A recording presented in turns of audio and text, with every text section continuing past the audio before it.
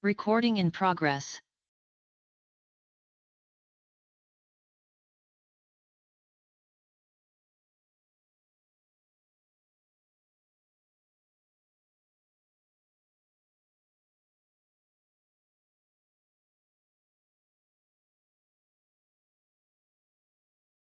Welcome to day 2. That's me. Oh, oh, oh.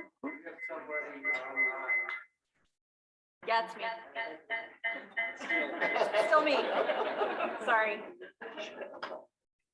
Rookie. It could be me too. That's No, it was okay.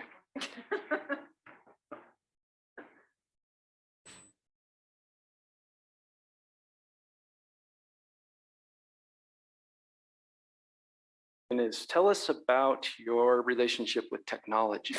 Where is the mute button? Okay. How many times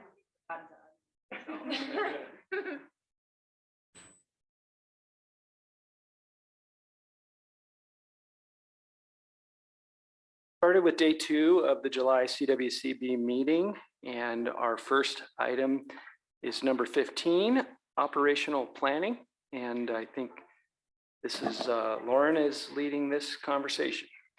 Yes, and I am leading it by passing it over to our contractor, Greg Belomo, who spoke with us all at the last board meeting, introduced the timeline and objectives for this discussion. And then over the course of the interim month and a half, I believe has spoken with all of you, or just about all of you, and done an interview about your thoughts and you know, gotten some feedback from you about how we operate as a board, and is going to spend some time today going over those themes that came out of those conversations and leading us towards some next steps with the goal of having a workshop here in the next month or so. And we're going to talk through that because you all are a busy board and it's been difficult to schedule a time for a workshop. So I think we're going to try and tackle that a little bit at the end, if that's okay with Greg. So Greg is joining us virtually. There he is on screen. Hi, Greg, we can see you.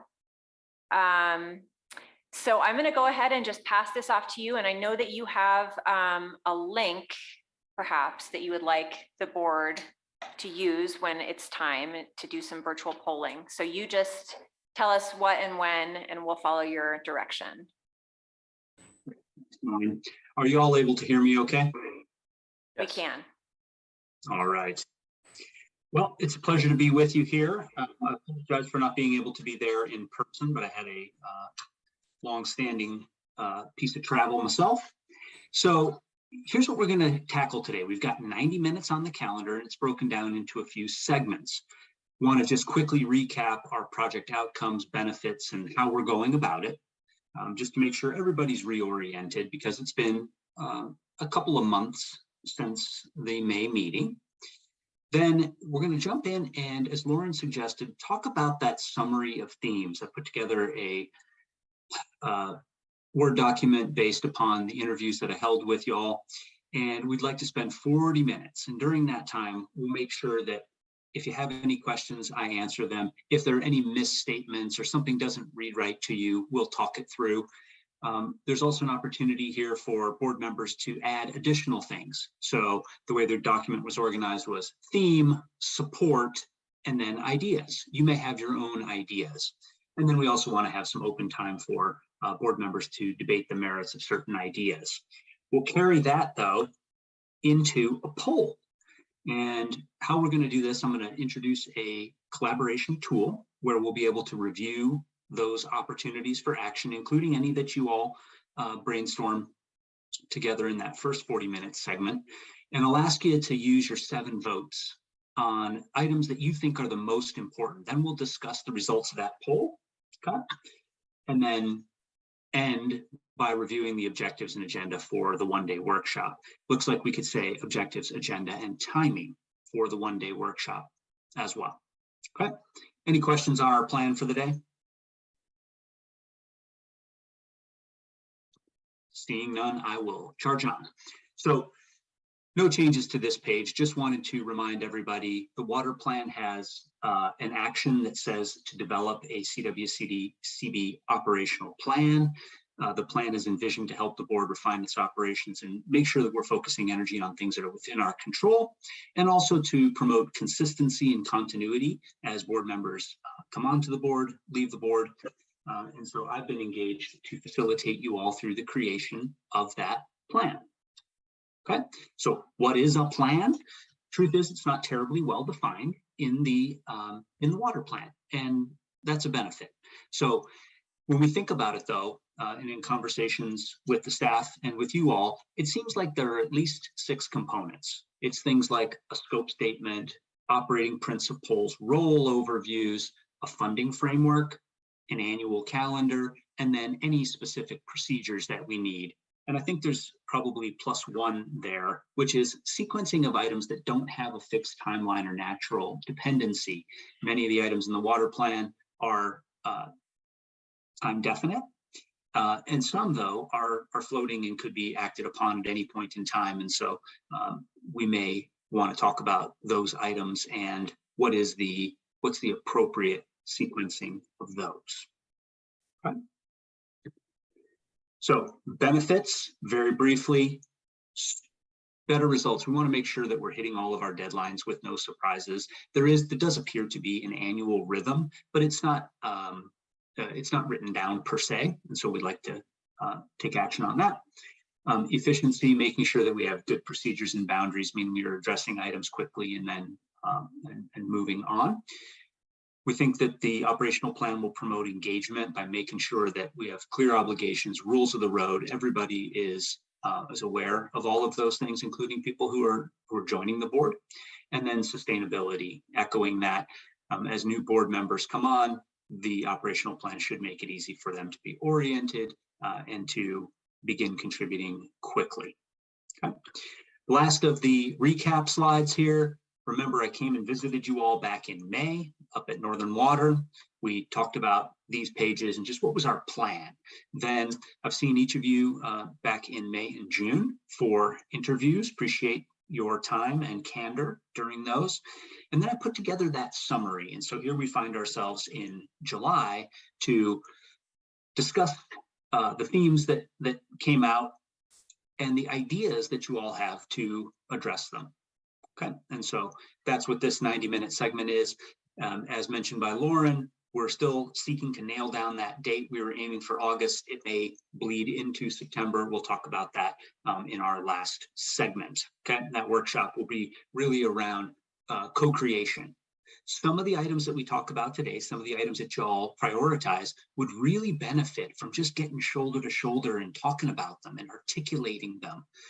Other things probably we can assign to small groups. So we don't want to take a one-size-fits-all, but of the options for action, the ones that you all believe should be acted upon, we want to have a good plan for those. And again, we believe that workshop time will be appropriate for some of the items that come up. Okay. And then in the September and onward timeframe, develop the deliverables and begin using them. And we'll refine as we go. I'll pause again. Any need for clarification, or are we set to charge in? Question from Director Brown. And maybe we'll get into this, and that's fine if we do. Sure. The operational plans, as I understand them, are annual. Are you envisioning them to be different? So no, the way that I would think about it is there's components of the operational plan that are probably enduring, like your operating commitments, your Google Calendar, things like that. But then there are elements that would need to be refreshed each year. Director Sakata?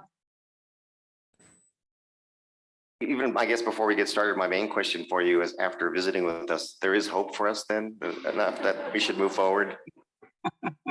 I came back. Hey, Greg. Oh, sorry. I just want to check and make sure Director Brody and Director Boucher, who are online, are. And any questions that you want to bring up before we dive in?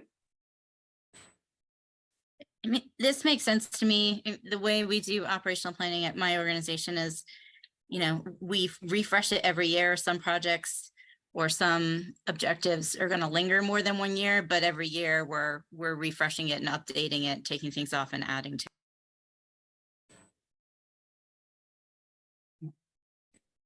Yes, we got a question from Director Vasquez.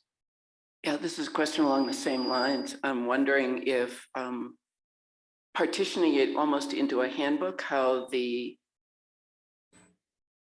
directors work together as opposed to specific operational items that may sunset would make sense, or whether it's all in one document. I think that's for you all to decide, but logically, I think what you proposed makes sense. There are certain things that are going to be enduring, and those could reside in a handbook, and the things that are time limited or and get refreshed regularly could be in a second document. Questions, so let's keep going. All right. So here we are. We're into our second segment. Each of you should have received the thematic summary. I believe it was 5 pages long, 6 themes. So as mentioned, interviewed 14 voting and non-voting members. And then I took those hours of interviews and I tried my best to distill the themes. And I came out with 6 themes, numbered 1 through 6, as well as 34 options for action. And those tie to the themes 1.1, 1.2, and so on. And so that's the structure of the document for those of you who perhaps might not have seen it. But what I'd love to do is, and I'll pull that document up now so that we can all navigate through it together. I'd love to take 30 to 40 minutes to answer the questions you might have. I'd love to hear from you. What rang most true to you? Where can we add clarity or address what you think might be a misstatement? In some cases, I might hear something and write it down, but it's just not quite right. And that's the way ignorance works. There may also be additional ideas you have. As you see this, you'd say, aha, because of that, we could also do this. And so we'd like to make space for those. And then ask you all to raise up ideas you find particularly interesting before we go to polling. Okay, so remember that we'll give you the votes to pick the items that you think are most interesting. So now's a chance to just kind of answer any questions you have that'll help you with your prioritization. Okay to go to the thematic summary? Okay, based on the settings, I need to stop share and reshare. Give me 1 moment to bring that up.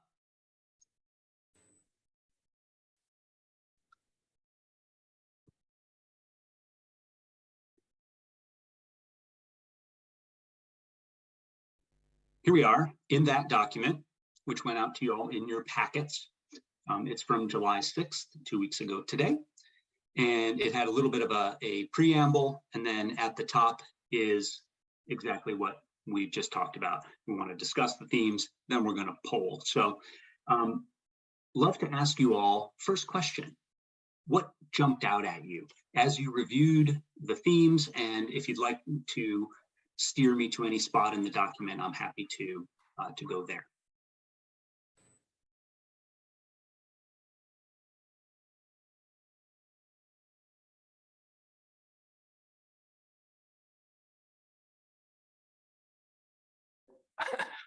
We're managing online and in person here, so want answered by people in the room or online, correct? Yes, please. Like to start? Okay, Director Sakata. Thank you. I guess as I read through it, it was interesting that it seemed like there was some common themes among all of us. I mean, I could recognize some of the content that we had talked about, and also other things I had similar thoughts. And so I was actually amazed by that common feelings about it, I guess.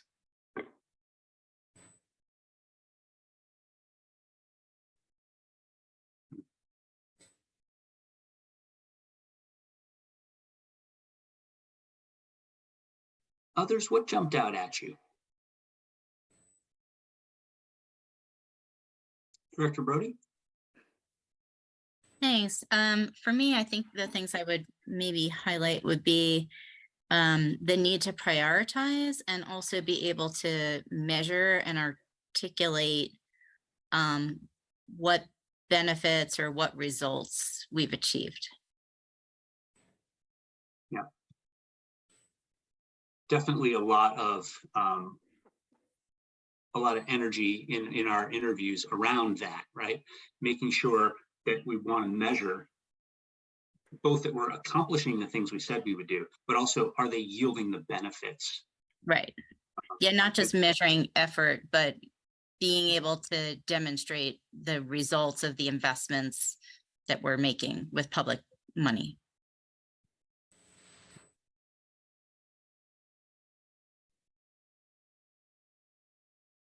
How you wrote down just with all of our different backgrounds.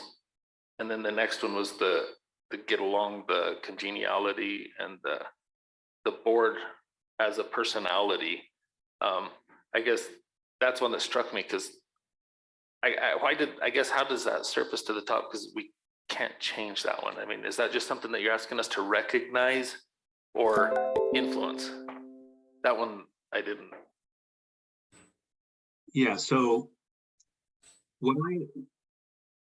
in my conversations, going back to what Director Sakata said a few moments ago, there does appear to be some commonly held values. And the ones on here, for those of you navigating on the document, it's 1F, collegiality, openness, mutual respect, professionalism, and so on. Those were items that came up more than once. So I just picked those out of the notes and highlighted them. And they're not actually written down anywhere. It's simply what has evolved. And the suggestion was, because the board is a dynamic entity, it might make sense to write those down and establish them as operating commitments. So it shows up as 1F as something that you all have, and then it shows up as 1.1 as an option for action.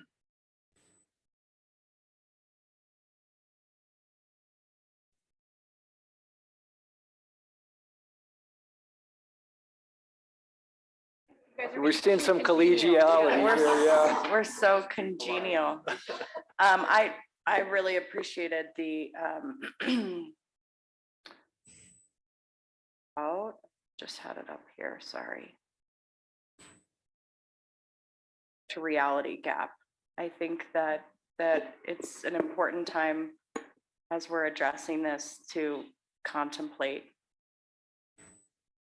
that we're given and how we actually bring it into the work we do as a board. So I think that was a good capture.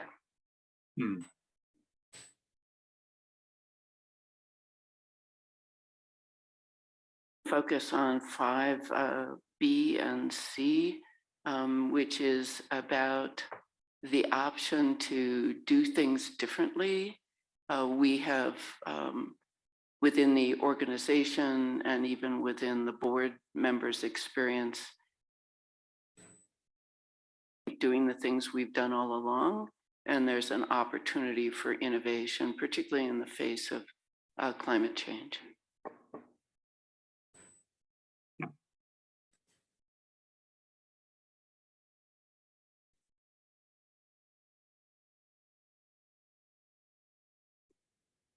Were there any places where you all didn't understand what I wrote? Sometimes, you try to be as brief as you can and you overdo it, right? You use too few words to express a more complicated thought. Are there any spots where you'd like me to add some clarity?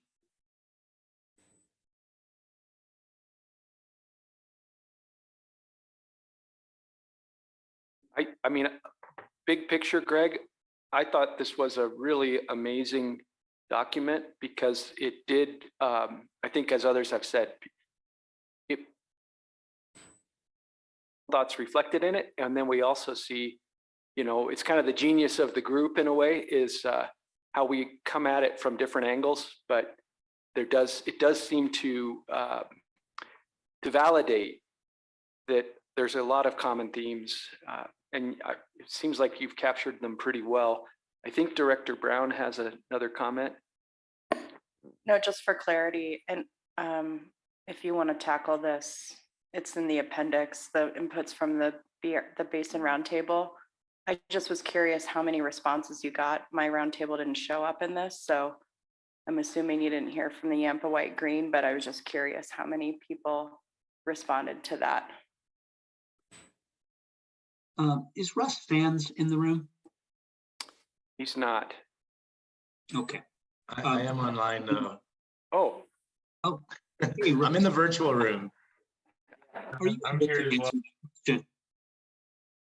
Yeah, I asked Jeff Rodriguez if he could kind of just be, I thought there might be a question or two, so I will turn it over to Jeff, who should be on. Thank you. Yeah, I'm just trying to pull up real quick how many people actually filled it out. I think there was about 20 or so when I pulled this information after the survey closed, but I can look real quick and get an accurate number. Yeah, I had 18 in my head, but I think that was the earlier poll.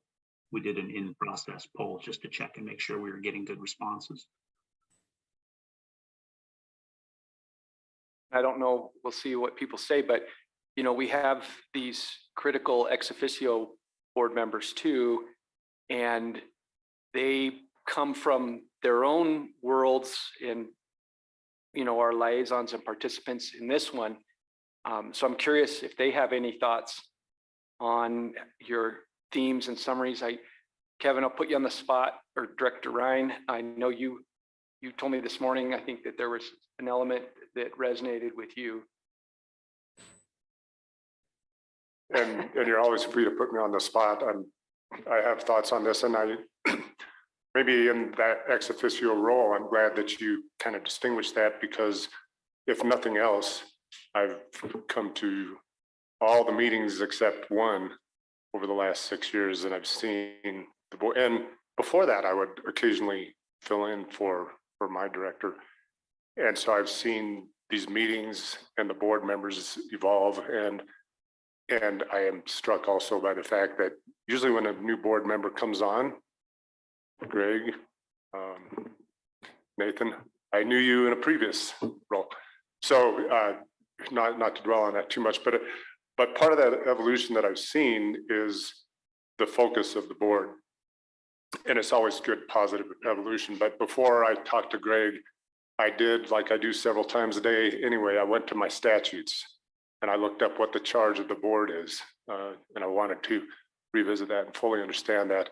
And so all that is background for me to just maybe go back to 1C, or I forget what number it was, but this massive charge of the board to promote water use and infrastructure in the state and maximize the beneficial use of the waters of the state. And you do that through funding and through policy initiatives. And I will say, for better or worse, part of that evolution I've seen in recent years is probably this dominant theme of the Colorado River and compacts and negotiations. And we did that in support of our CWCB director, Becky Mitchell, but also it's a role for the board. And so, again, that's probably more background than you needed. But Greg, you know that you heard from me that I think this timing is perfect, as this role of Becky has transitioned off of CWCB and the board, yet the agency still has a role in that matter, but a chance to reorient and look at the board's charges and how to focus that, whether it's through the water plan and other funding efforts, you know, actions by the federal and interstate unit. So there's just a whole lot of information I hope was a little cohesive. No, that's great. You can validate this, but it seemed to me as when I interviewed with you, I was one of the last ones, That this seemed like it was sort of a theme that had come up multiple times, was sort of balancing the Colorado River questions with the rest of our mission. And this, what Kevin was just pointing to, that we're sort of in a transition now where not only is that role separating into two roles more clearly, but it also is going to be two different people. So it probably will help to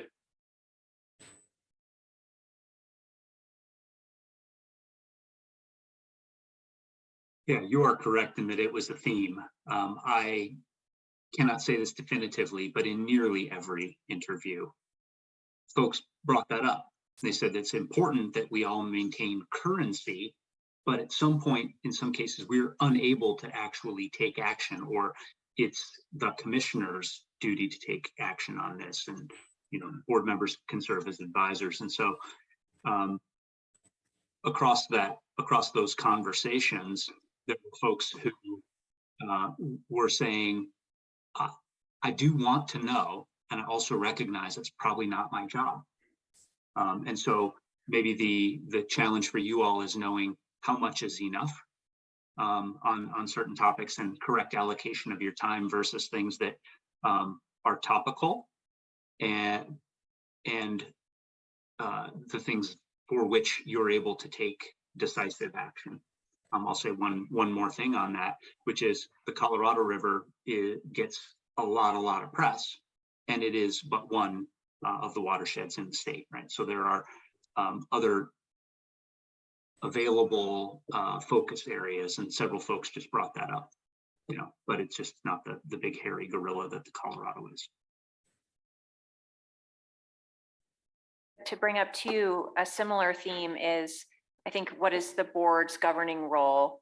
And then what is the agency's role as it relates to implementing the guidance that's provided by the board? And I've noticed that come out in conversations here, and also in the thematic summary that Greg put together. Just to follow up on a previous question, it looks like we had 23 responses to the Basin Roundtable survey. So not a lot, with 0 responses from the Yampa, Colorado, and Denison. So.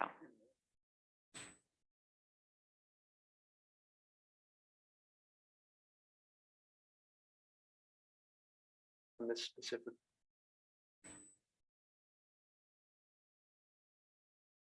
Director Gibbs. I just wanted to, I appreciate what you're saying about the Colorado River, and wanted to add one thing. I think when we tried to implement the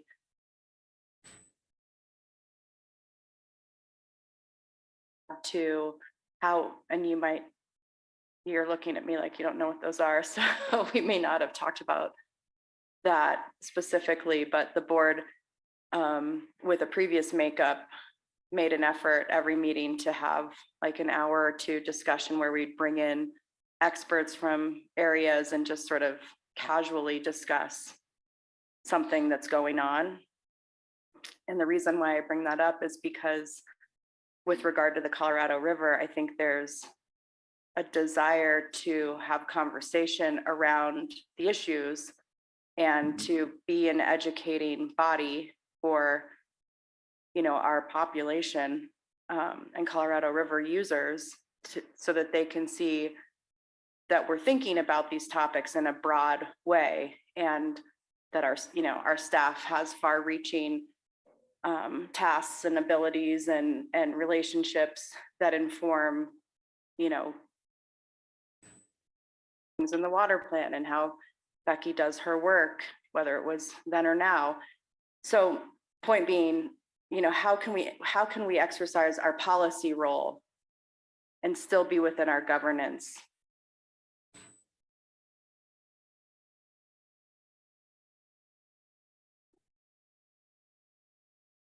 I think that for it, not a footnote, but just a marker to make, we can come back to sometime, but I'm interested in resuming the table topics.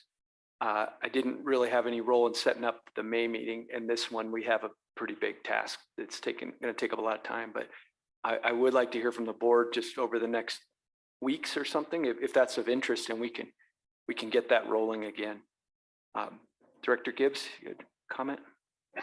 Yeah, thank you, Mr. Chairman. I'll just add, yeah, Greg, I enjoyed chatting with you, and I think your synopsis looks really great. And just thinking of Acting Director Rissa's comments of, understanding what the board's responsibilities versus kind of the Department of Natural Resources in general. And I know, looking over at Wendy Padilla, my Chief Operating Officer, that's part of kind of our overarching goal of this handbook that we have for boards and commissions, because we do have so many within the Department of Natural Resources, and making sure like everyone knows kind of what lane they're in and what lane they should be in. And I know it's confusing at times for a lot of folks. I think we could dive into that, more at a future, meeting, just to make sure we're all on the same page. And I think that's beneficial for all the different boards and commissions, not just within the DNR, but with all state government.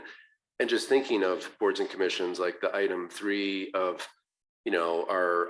our meetings, effective and so forth. I'm also very appreciative of all of your amazing work. I'm looking around the room, and even though we're in the Gunnison Basin, looking at Director Anderson, he still had to drive at least an hour and a half to get here, probably because you live outside of Montrose, I believe. And, and so you're all driving all over the state. Doesn't matter where the meeting is. Normally, it's not in your hometown. And the amount of time you put in is tremendous, to say the least. And the packets are well over 1,000 pages, like in any given meeting. And just being thoughtful of your time on, like, can we do, 1-day meeting? Like, is that better for you all? Or 2 days, still work all right? Just again, recognizing we need to be really efficient with everyone's time and thoughtful, because we all have other things going on as well. But we're obviously handling a really important work for the state of Colorado. So I wouldn't say we want to rush anything, but just make sure we're really effective and thoughtful of everyone's time.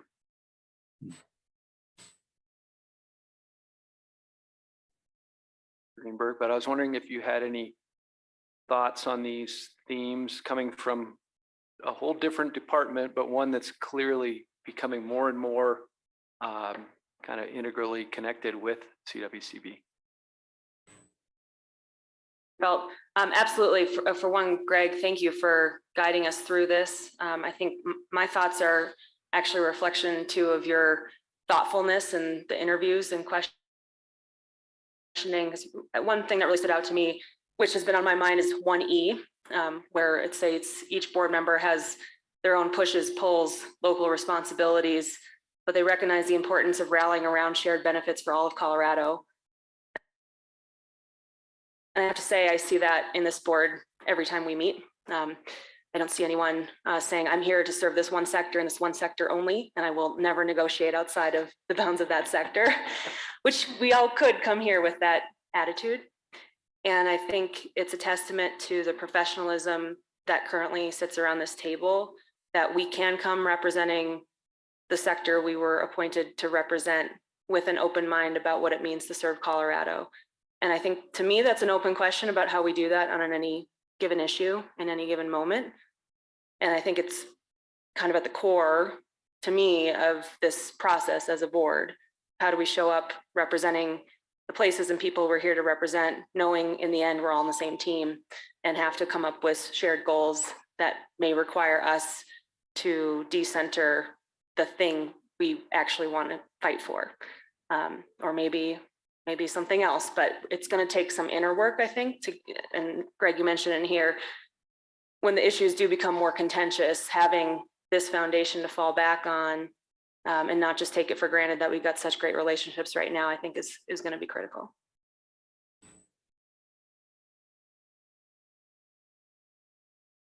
That I'm curious to look through would be the AG's office. And you have a sort of a technical functions within our meetings, and then also a much broader function within the agency in terms of providing the legal support. As you looked, and I don't know if you were interviewed, Scott or Jen, but as you looked at these, the outcomes of the interviews, at least, if there was anything that sort of stood out to you from that, looking through that lens of Attorney General. Sure, thank you, Greg. I think, so the Attorney General and I both interviewed with Greg and had a great discussion. And maybe what I would add, what I noticed in looking through this is many of the things that we talked to Greg about are the same things that the other board members talked to Greg about. And so I don't think that our perspective really is any different than yours. And so we feel like we are all on the same page and where we see the board, board's strengths and maybe where we see the board spending its time prioritizing and deciding how it spends its time, how to balance Colorado River issues with others. So really similar perspective. Okay. Director Anderson? Yeah, a couple of questions or comments, and they're pretty much unrelated, but I remember when I was first talking with Becky Mitchell after I was appointed to the board, she was kind of coaching me that it's a statewide board. And you really fall into that. I mean, I have my vested interest in agriculture in the Gunnison Basin, and I'll support them as long as I can. But, I see it from the whole state perspective. And one of the comments that I heard earlier this week, in fact, it was at the Gunnison Basin Roundtable, is that agriculture interests statewide are the same. About the Colorado River, Robert, I'm not sure that you directly get flows from the Colorado, but that area of the state does, and we have those same vested interests in it. The other one that caught my eye is your comment about the state, the Conservation Board's mission statement. And I had never thought of, you pointed out there, but the reality check versus, it's broad, it's served me very well as I sit on this board to think about what our mission is, and I'll leave it at that.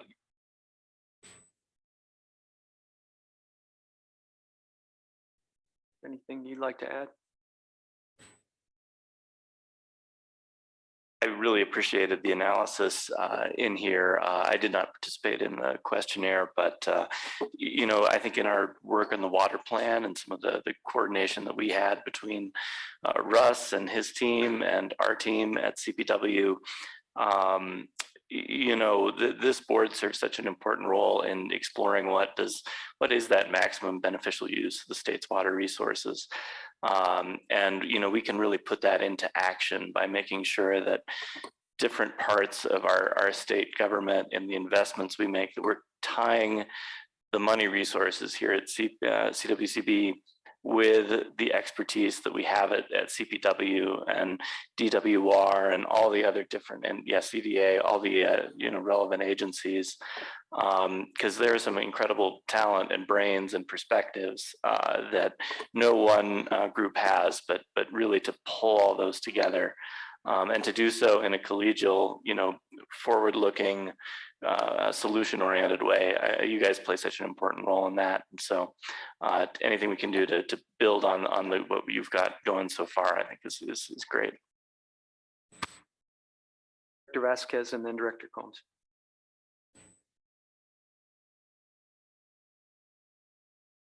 Credit to Dan Gibbs for his leadership. One of the challenges, I think, in any structure that is created for government agencies is the siloing that occurs of function and communication. And with your leadership, there's a great deal of transparency between agencies. It can always be better, but that collaborative approach of your leadership is really, really important when we talk about something as vital as water to all of the different agencies in the state. So thank you for that.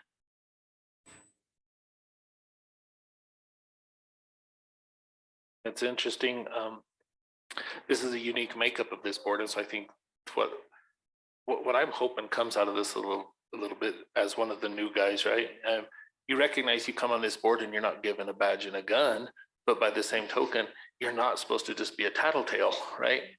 Somewhere in between, you're supposed to make some very important decisions that are informed and that matter. And so when you look at the makeup, I appreciate what Director Ryan is saying.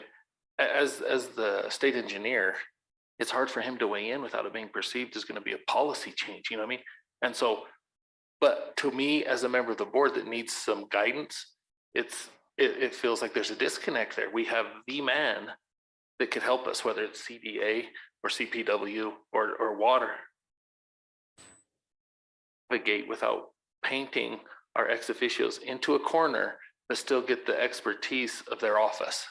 And that's something that I feel like I've never been able to reconcile here, because I feel like the little brother that's tagging along sometimes. You know, you're just like, are we making decisions that don't put any of our agency heads in a bind?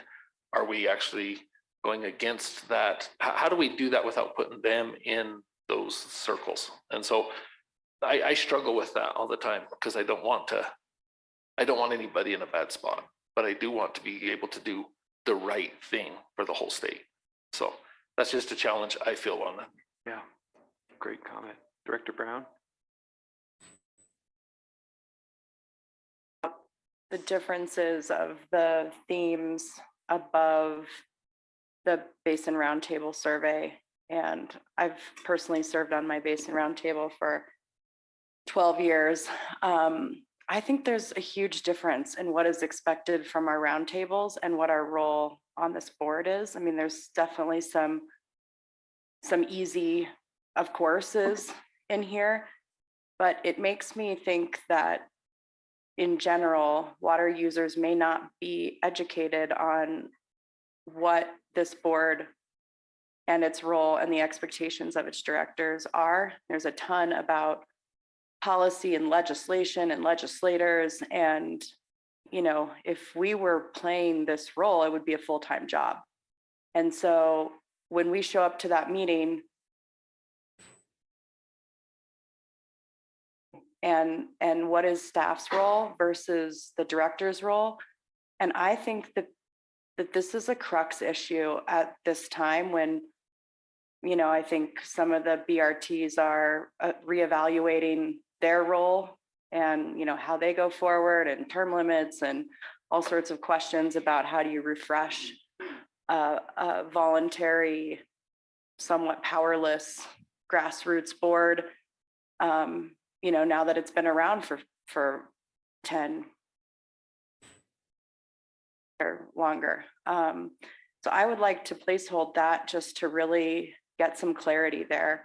I think it might help us, by discussing that might help us with some of the other issues that are listed above, you know, with missions and just kind of broader, what is our role on this board and are we doing it in the right way? So that just kind of struck me as something to share. I gotta say, I really, with me, I know every roundtable is different and it's in all ways.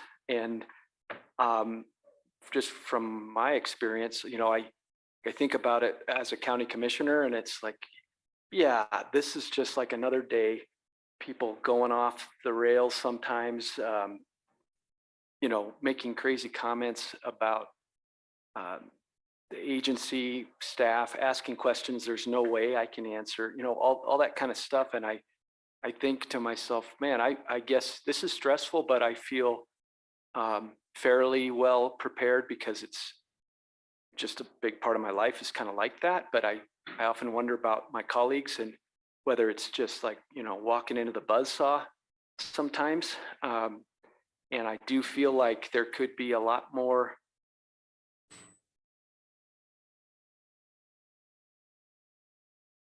structure applied.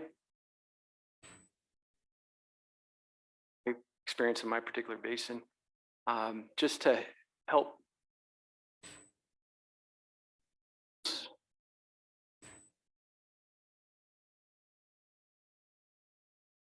sometimes like something we have to manage or even. And I don't want my comments to all sound negative because I actually have a great roundtable, but it is, yeah, I think it could use some tuning up and or maybe a similar type of process that we're doing here.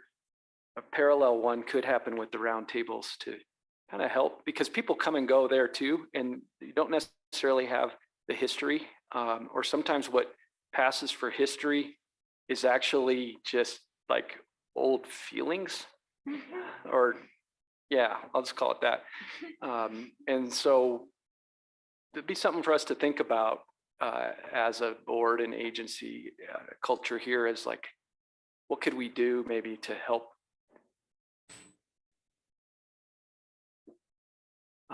more alignment? They don't have to agree with the board, but more alignment in terms of what we're trying to accomplish.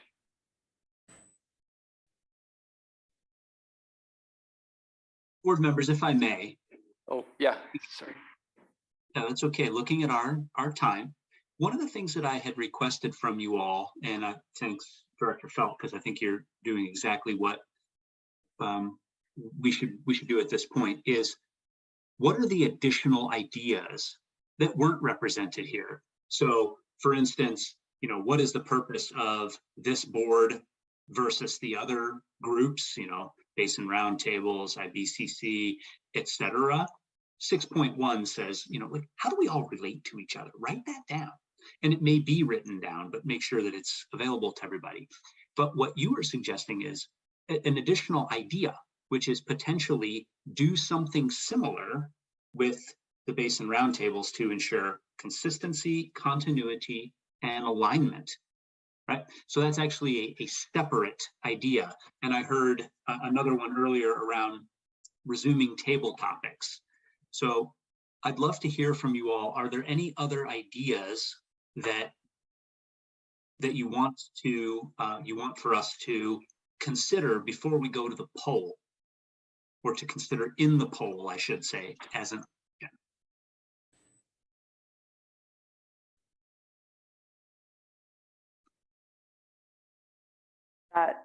The two things that you highlighted, I know there's been talk of doing the C9 summit. I mean, that would be a really good place for us to address some of what we're going to tackle, even if we haven't quite tackled it by then. So my idea would be that we set aside some time, if it's okay with Director Gibbs and the other folks that are going to be organizing that, to discuss the operational planning and, you know, the back and forth between the different groups that, I mean, I don't even know, CWCB, IBCC, BRT, and how we play in the sandbox together. Maybe that's a good time to just have something by then that we can share. Even if it's not solution based, if it's just like, hey, over the next X amount of time, we're going to be addressing this. Director Vasquez? With your role, Greg, being involved with many different state agencies and boards and commissions, there's unique characteristics of volunteer organizations. You know, they have other commitments in their lives, et cetera. They have limited time to be working on the issues before them on that board or commission. You may have some input for us about just what Director Brown was talking about, particularly when you get down to the Basin Roundtable. You're talking about a diverse group who live in the same geography and landscape, who are wearing their own hat, not the statewide hat, and how you make that kind of structure as functional and consistent as possible with volunteers. It's a big challenge. And you may have wisdom from other groups that you've worked with. Director Brody, are your comments related to Director Vasquez, or are you? Go ahead, Ben. Yeah, I mean, I think there's some inherent tension between the roundtables and the CWCB statewide, and that isn't necessarily a bad thing. But I guess one question I would have is, you know, for us to think about is the value of consistency across the BRTs versus allowing the BRTs the flexibility to kind of focus on and meet whatever those local needs might be. And again, I don't have a perfect answer to that, but I just think it's something we should think about before we make an assumption that they should all be more or less the same, or that they all need to sort of follow certain guidance. Yeah, working backward from your remarks toward Director Vasquez's remarks, I would say standardization versus uniformity, right? Standardization is you have commonality of purpose and you generally approach things in the same way. Uniformity, you have to do it exactly the same way. I don't think that respects the need for tailoring at a local level. So, you know, where along that continuum of chaos to absolute uniformity are you intending to be? And then directly to Director Vasquez's comment, I think being really upfront about the objective of any conversation is an important contribution to people who are donating their time.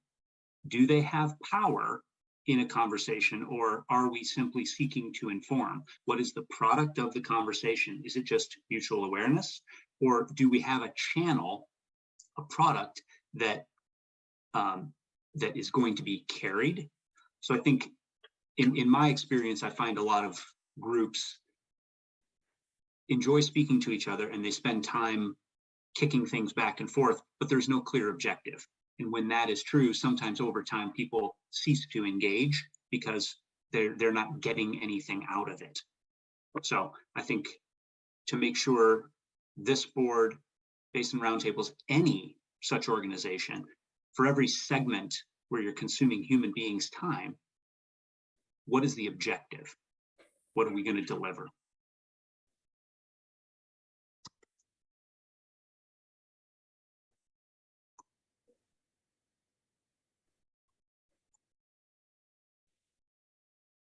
So Director Brown, I'm putting in an additional idea. You all will see on your screens that I've changed venue. I'm now in an online collaboration software where I've got each of those themes that we talked about and every one of the specific ideas. So I want to add those other ideas that we had spoken about. Another one that was suggested was to do something very similar. So I'll make that item 610.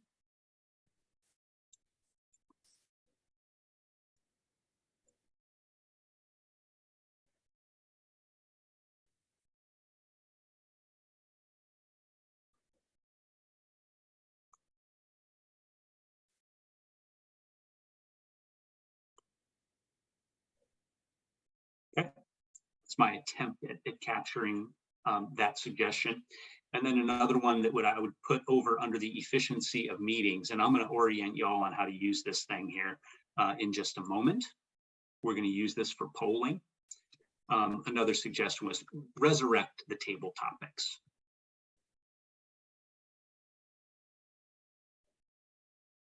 Is that accurate, Director Felt? Yeah. Resurrect or resume. Yeah, that's a better word, probably. You're gonna kill it that way. Yeah. Go ahead, Director Brown. I'm seeing you type this, I just have like a general idea I'll throw out there. I mean, there seems to be in all of this, the items we need to do as a board that are business related. And then there's this giant policy question and how in 2023, we are a policy board. What role is that of the board versus all of the other functions that DNR and the administration have? So I almost wonder, like, if, just to be super simple about it, if we have a 2-day board meeting, is day 1 business and day 2 policy, and everything that fits under policy goes over there and we get our business work done I mean, I know that that's really simplified, but I'm just wondering how we, as we move forward, how we kind of divide the work we do as a board between these two things. And if we're filling the space, if we're trying to reinvigorate the policy aspect, does it give us time to kind of look at the policy work we do in a clearer way for the board? Like these are issues where you're doing rulemakings, or I don't even know if that would fall in policy, to be honest with you. Maybe that's board business, but maybe that helps everybody understand the work that we do for the state as a board, including the roundtables and people that are contemplating serving on this board, or attending a board meeting or trying to weigh in. I mean, I think that the work you've done here has really cleared up for me some of the misgivings of the relationship between the role of the basin director and the roundtable.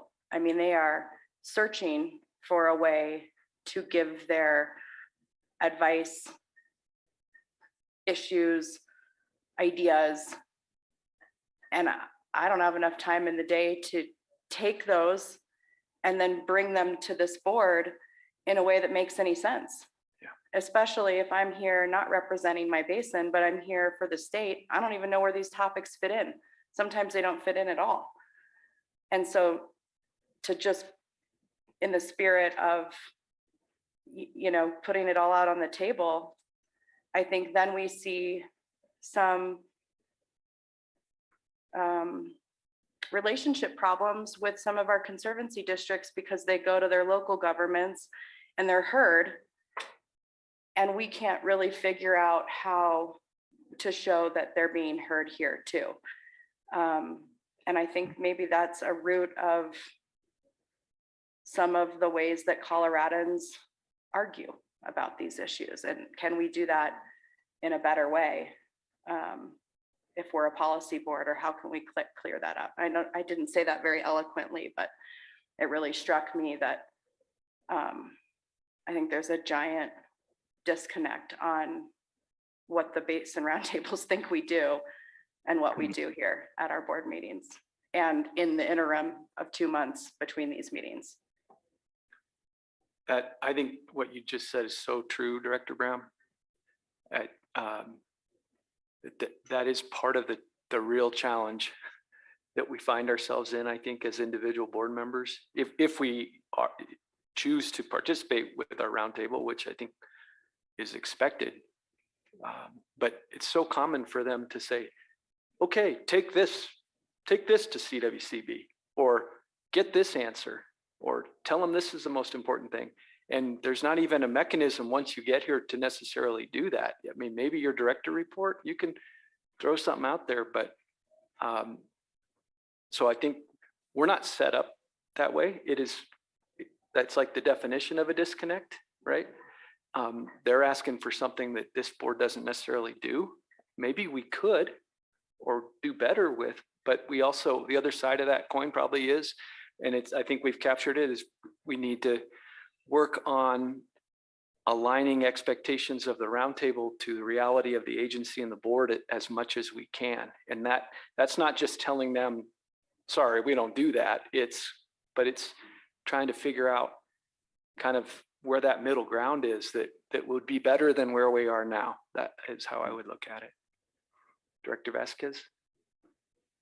Yeah, Greg, you'll recall in our discussion, there was one suggestion I had made, and I'm going to put it on the table for everybody, to look at how to maximize the efficiency of this group, and with the topics that have been raised here, the gaps that we're not filling and might fill. If we met every month, but not physically every month, once every other month online, and to use that time for the talking to from staff and from other experts to educate and prepare the board members for topics that would be on the next month's in-person meeting where we're taking action on business items. You're going to free up a lot of time in the in-person meeting where we could segregate the operational stuff from policy and have time for the dialogue about how we improve these linkages and address expectations. So that's just one thought. Having served on the Transportation Commission for 4 years, we met every month, and a lot of the time was spent in the talking to, and we kept trying to hone that down so that we could be more effective in the time and attention that we brought to our meetings. So, suggestion.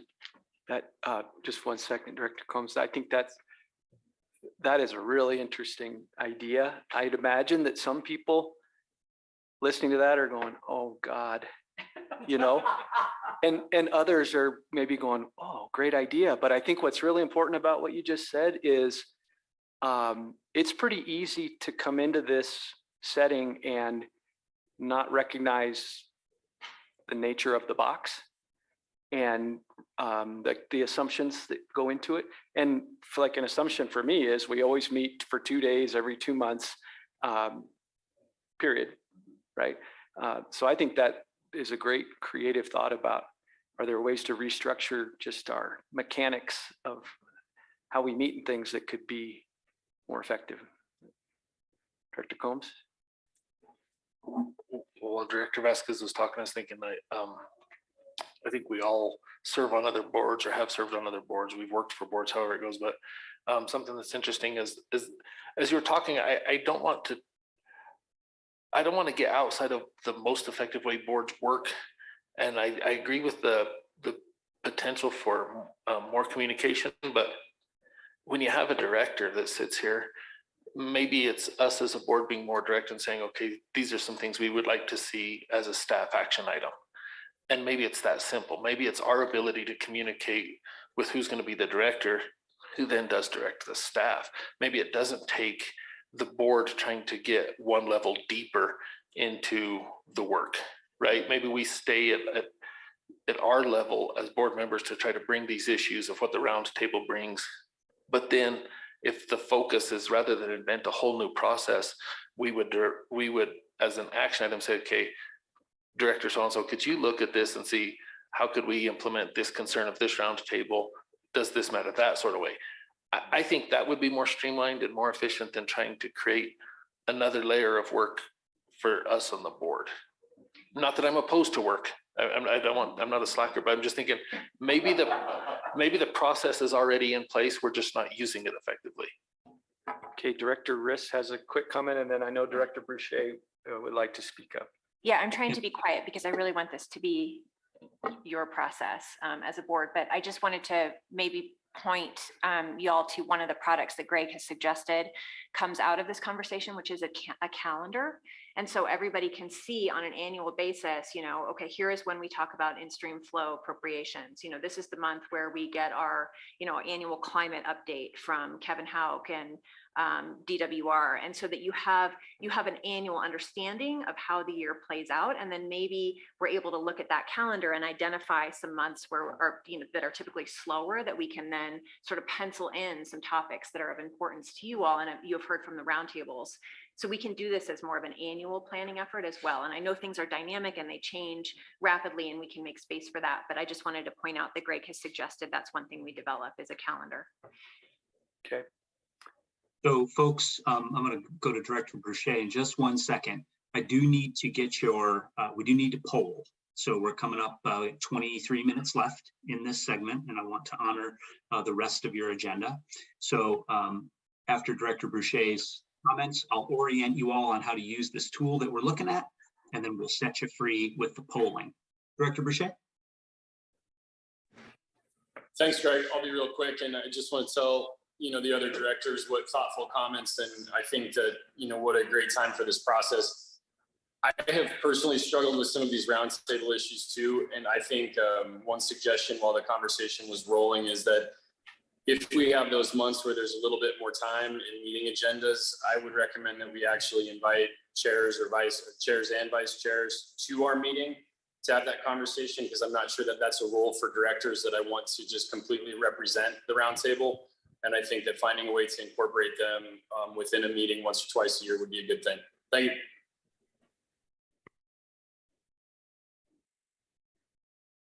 All right. we record that inside 6.2. I think that's part of the idea of being intentional about creating spaces together. Okay, folks, what you're looking at is a giant whiteboard. So I've got those themes, I've got the specific ideas. I'm going to turn on this link is in your email, but let me show you how this thing works, and then you all can get in, and I'll set you free to vote. Okay, so when you come into this board, I'm not sure what view you'll get, but some things that'll be helpful to you in the lower right-hand corner, zoom in, zoom out. Okay, so that you'll be able to do that. If you hold down your right mouse button and toggle left and right, you can slide the board. So between zooming in and sliding left and right, you can review all of these. I've done my best to, keep it consistent with how that Word document looked. Okay, when I set you free, I'm going to turn on this voting thing. Okay, it's going to be voting session 2, and I'll go ahead and just do this for giggles. What you all will see is if you hover over one of these notes, you can add a vote. You can, in fact, add as many votes as you have. In other words, I'm going to give you 7. If you want to plow all 7 onto a single topic, you're free to do so. But if you think better of it and you want to take a vote away or remove votes totally, you will see your own voting tally on the right-hand side. Okay, so again, zoom in, lower right-hand corner. Toggle by holding down your right mouse button and jiggling your mouse, and then the voting should be self-explanatory. Okay, so I want to check if you all can, I can drop the link into the chat. I just want to make sure we're not getting, would that, Viola, would that expose that link to non-board members?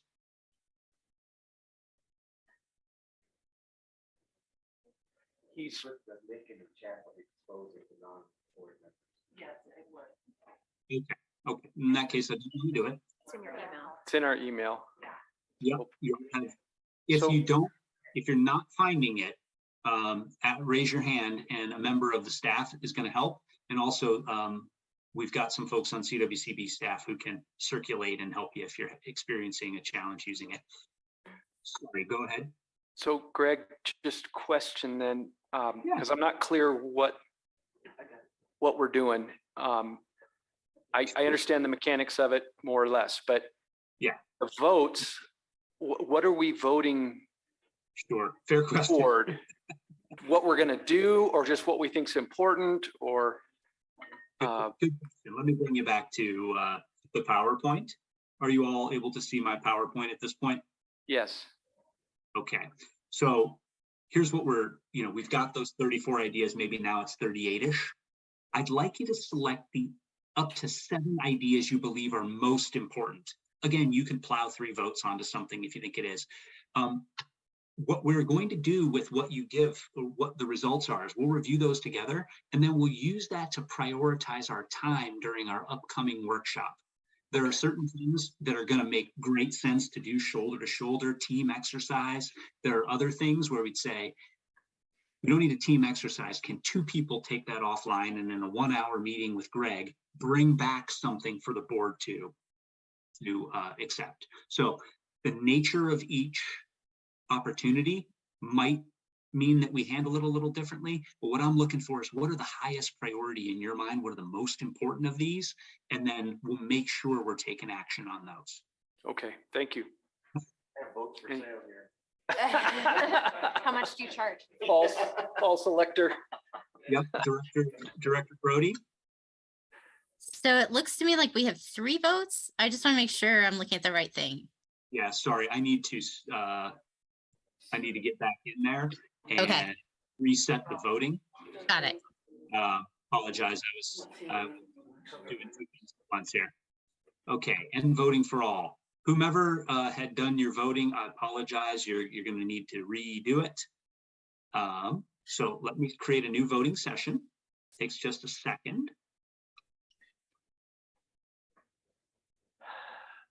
I can't figure out. Okay. Voting session 3 is underway. You each should see 7 votes.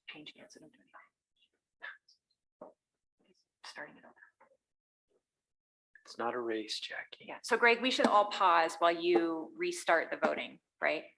Yep. I just did. So let's see if you all are able to, if you start hovering over notes, does it bring up a little plus minus box? Yes. And are you? And do you want everybody to vote, including the ex officio members? Oh, crap. Sorry. I would leave that to you all. Okay, So when you bring that thing up, it says start voting. I hit the X to get it out of my way, but now I can't vote again. All right. Shall I start the whole thing over? Can I ask a question first? So My name on this is C Pupper, and I am the one that's screwing it up. So yes, please. C Pupper has messed this up. Mr. Chair, Director Rubis. Yes. So what was the answer on ex officio members? Ex officio members are voting too? I think they should, but he says he leaves it up to you all. If you would like to vote, please vote.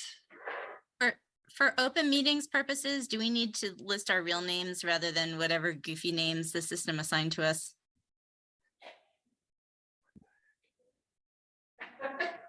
I'm going to shoot for the total votes, but it won't show who, unless you sign in, it will not have your factual name. So I guess I'm asking our counsel, Jen Mealy, for open meetings purposes. Does it need to show our actual name rather than some pseudonym?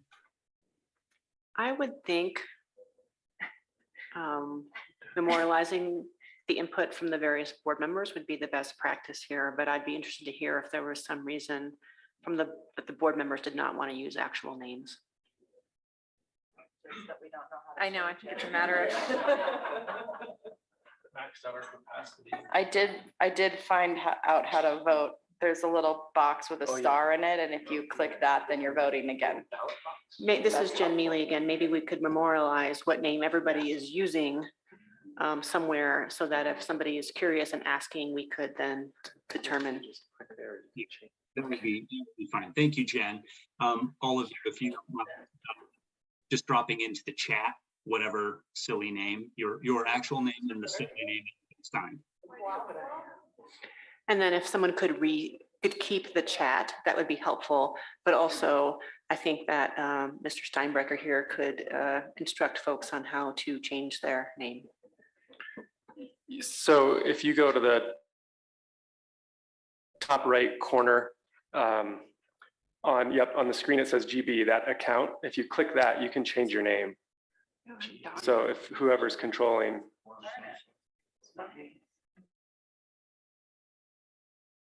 No, it was Okay, I can. on ours. When you click that, you can just change your name without, I get a different menu than you do, Greg. Yeah, I'm logged in. That makes sense.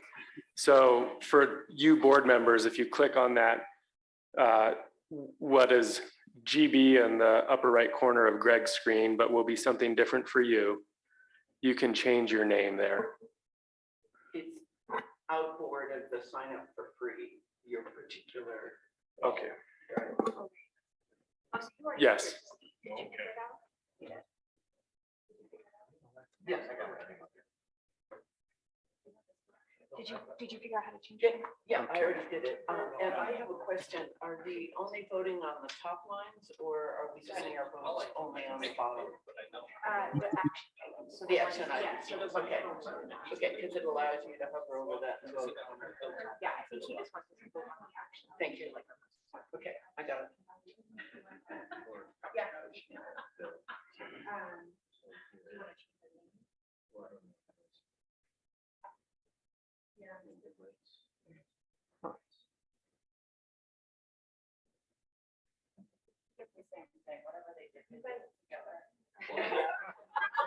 We asked for my help. I can vote, but I can't change my name. That's way above my pay grade. I guess I'll just keep voting. I'll still be chinchilla. There's one that was flop flop. Was that you? I was chinchilla or something.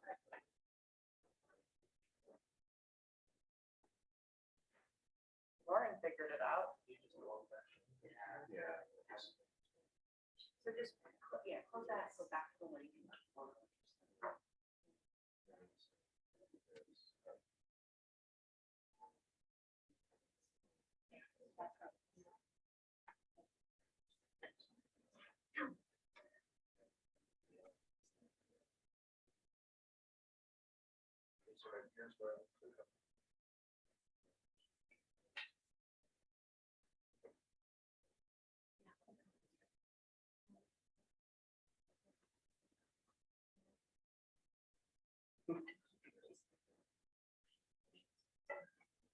This is like utility company.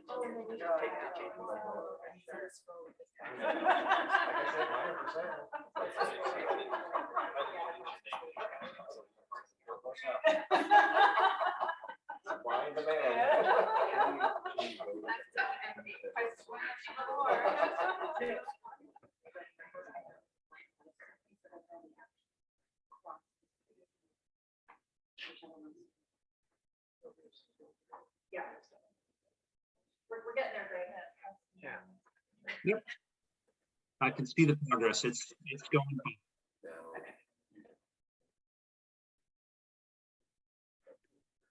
You can do it, yeah.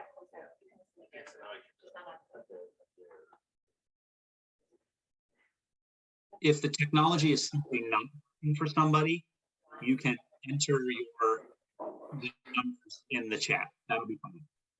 No, I don't feel like I ought to vote.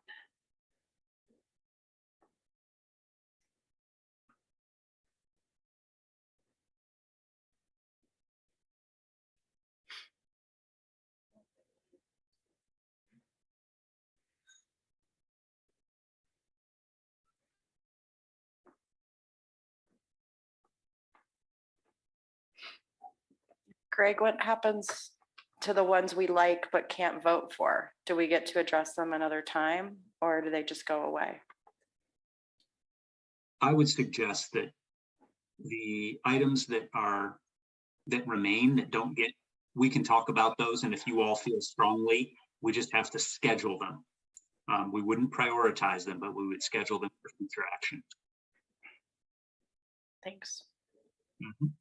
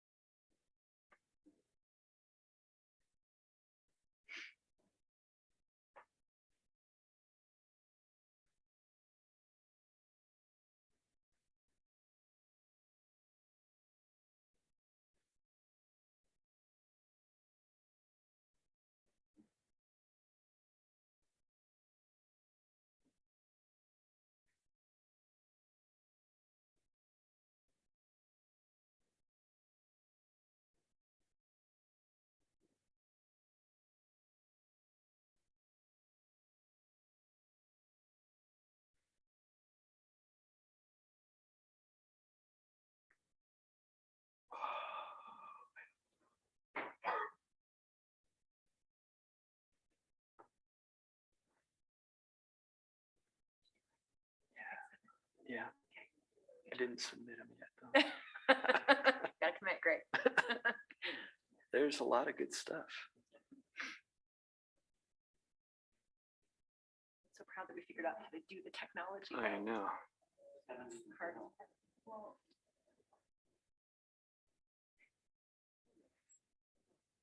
This has been a really good conversation. It's funny how, it started out pain. In 3, I think there's a lot of items that we could do very simply without spending a lot of time on them that are sort of a wasted vote.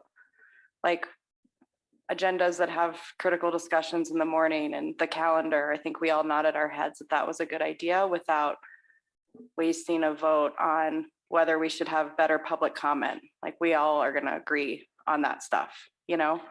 I'm just going out on a limb, but I think we could focus our votes outside of that. Totally. I mean, Greg's like, get her out of the room. See Pupper ruining the discussion. You trying to lobby us, Jackie?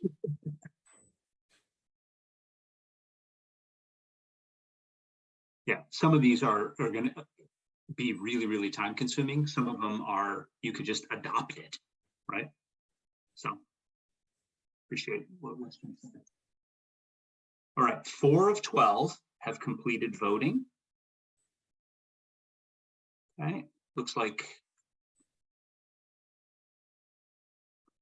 we just need a few more minutes.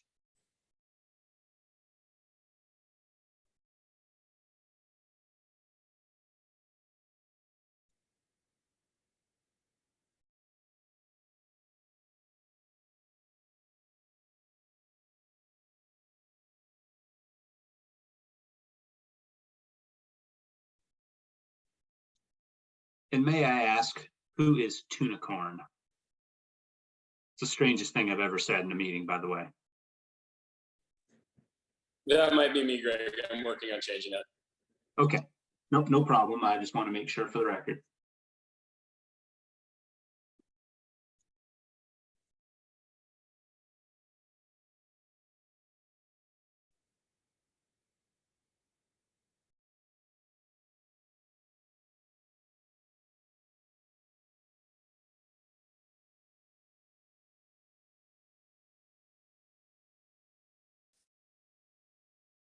System by just voting for number 3 at the top headliner.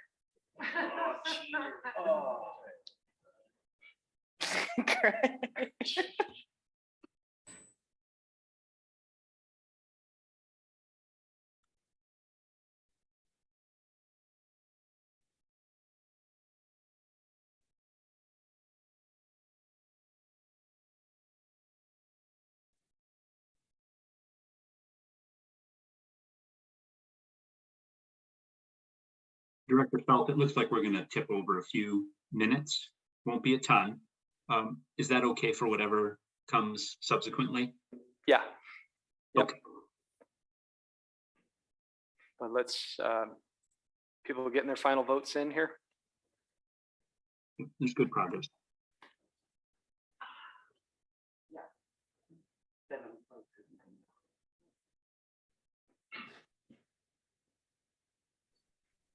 Greg, I apologize. I had to do this from my phone because I'm without Wi-Fi today.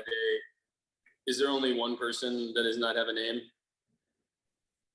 So that would make me Tunicorn. Would you feel terrible if I said yeah? No, I'd feel great about it. Yeah. Yeah. It is. That's me, team, for the record. Have you all seen the new thing on Zoom? It interprets your thumb. What? Okay. Interprets your thumb. Oh, Oh. yeah. What? So Is that the only hand signal it interprets? it interprets a raised hand, and I will let all other gestures. You can explore that at your leisure. Understood. Everybody okay to stop? Why can I not? It looks like all the votes are in, but I think you have to hit a button. So I'm going to go ahead and end voting for all, and let's review what we get here. All right, with 7 votes, develop an annual list of priorities, specific goals and plans, design meetings around advancing those targets. That seems to me like something that we should do as part of our co-creation workshop. And again, some of these things we're just going to handle differently. The next one here, develop an annual calendar with milestone-driven topics. To Director Brown's point, we could probably take a whack at this and use your time relatively efficiently. But do that during co-creation. Then we get down to a bunch of 4 votes. Okay. First one, ensure that priority selection includes those innovative topics where the board can drive outsized impact. The next one, continue to invest in board relationships. Maintain and increase public trust by reducing barriers to participation.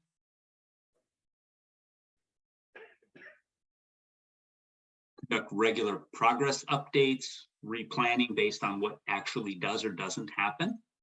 Okay. Define the boundaries for taking up positions on policy. When taking up an issue, decide whether you are reactive, responsive, proactive. Okay.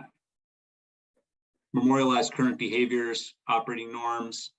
So I'm seeing a few of these items that look like they could be, they make great group exercises. And then there seem like a couple that are, like for instance, resume using the table topics. That you all can just decide that you want to do and submit ideas. So knowing that we don't have an infinite amount of time, what I'm going to propose is that I take the voting and tell you which items got how many votes and how we propose to handle it, whether it be workshop time, offline work, or something that is simply agreed upon, almost, you know, where you all simply vote to assume that idea and submit your ideas to Director Felt for arrangement. Okay. That seemed like a good way to take this to the next milestone. Director Boucher. Yep. Learning trees. Okay.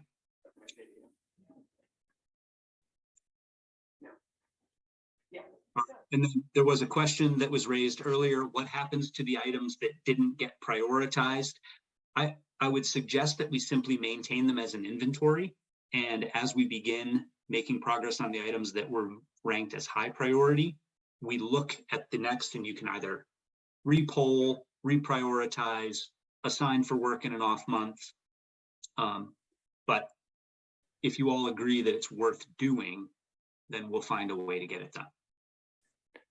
I think it would be great to provide us, I mean, maybe we can go back to the thing you sent us in the email, but you could provide us that list of all those blocks, because it wouldn't surprise me if some of us find ways to maybe merge the best parts of something that was a 2-voter into a 7 or 8-vote type item, and refine the list a little bit in a way that so that we don't maybe lose a piece that's important, and find ways to merge it into a work plan. I like that. With your permission, I'll try to do that on your behalf. If, for instance, there's a few items that are topically similar and they got a decent number of votes, we'll say, hey, we're going to do an exercise in which we will 1, 2, and 3. Right, because there might be two of those 4 voters that, if you put them together, turned out to be an 8-voter, and they actually are very similar. So, yeah, leave it to you. Sounds good. Yeah, if I get it wrong, stop me. But I think it's a great suggestion, so I'll take an attempt at it.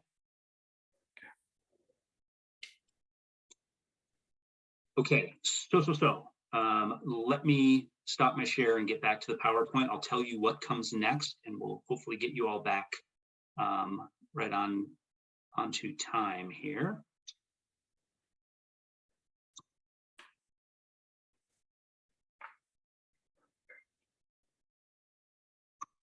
Are you able to review my PowerPoint again?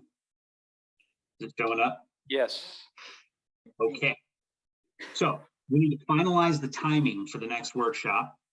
I'll work up, workshop agenda. So I think step 1, before we go to agenda, is this is what we said. This is how we might handle the items that you prioritize, including that bundling that seems to make sense.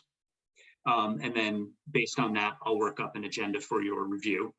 We'll do that workshop either at the end of August or in September. What I'm thinking is revisit the purpose, co-create the items that lend themselves to group work, and then talk about what implementation will require from each of us. I see Director Brody's hand, and then I also know that Viola, you had suggested we might want to use a few minutes to iron, or to nail down that workshop date. So let's go with Director Brody. Thanks. I was just going to ask, are you intending that we'll do any type of impact difficulty analysis? Because even among the things that we prioritize based on voting, some may have a bigger impact. Some may also have higher level of difficulty. That might help us kind of further refine and sequence. I debated doing that as an alternative to the polling. With your permission, what I'd like to do is do the bundling first. And if it looks like something's going to be a tough get, then it becomes a scheduled item for work in a future meeting. Because I think you're right. Some of these things are as simple as decreeing it to be so, and other things will take a fair amount of work. It would require planning. Okay. So, Viola, we had talked about a few different dates, and I know it's challenging to get everybody to accommodate everyone's schedule. Where do we find ourselves? Yeah. It is August 31st. Well, She's moving to the microphone. Hang on a sec, Greg. Thank you. Again, okay. So I know I sent out September 6th as the date, but turns out that's not gonna work. So based on responses, August 31st had the most people available. Does that still work? And I will say, I think the ideal is to do it in person. If that's not possible, we can accommodate and make a virtual option as well. And what We'll figure about, it out. what's the duration of the workshop? Greg, I'm gonna defer to you on that. Yeah, we planned one day, recognizing that, a little bit of work in the beginning and the end. So something like 6 hours. So maybe like a 10 to 4 timeframe? Yes. And we were considering location? we're in Summit County.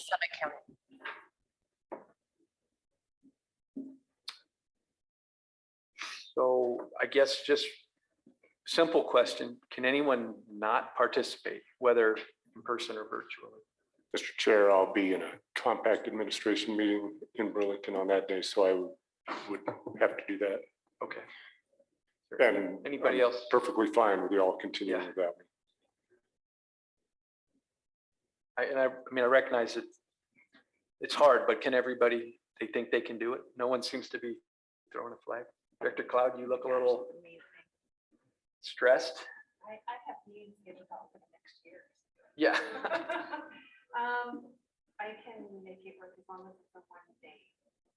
It's definitely one day. Definitely one day. Yeah. Yeah. We'll feed you too. Okay, it seems like, I see some wincing, but I think that's as good as it gets. Okay. Yeah, and I would encourage and recognize it's a big old state. But if you can be there in person, it's going to lend itself toward speed, and you just get the benefit of the nonverbals that are really tough to do in a virtual setting. But if you all need a virtual option because of a pre-existing commitment, please signal that early, and I'll find a way to potentially add a second person so that we can have a virtual and in person, so we can handle that more effectively. One other question for everybody. Viola said 10 to 4. And I just wonder if that is the best block. I know some people, it may be hard to get there the day of and get home the day of. So with that in mind, I don't know. I'm if it- flexible on timing. if we- So, If it might make sense to start earlier. I guess it may be different for everybody. But you know, start earlier, come in the night before kind of thing. Any thoughts on that? Certainly, if we have an overnight on one side or the other that day. Okay, because I personally, I'd rather come in after work the night before and be ready to start, you know, at least at 9 or something. so maybe like 9 to 3, or we could even start at 8 AM, like, But, yeah. you tell me. Whatever. Okay, whatever. What? Yeah, easy farmer. No. Robert will be facilitating it from 5 AM to. Robert, are you gonna hand out the clothespin? Yeah.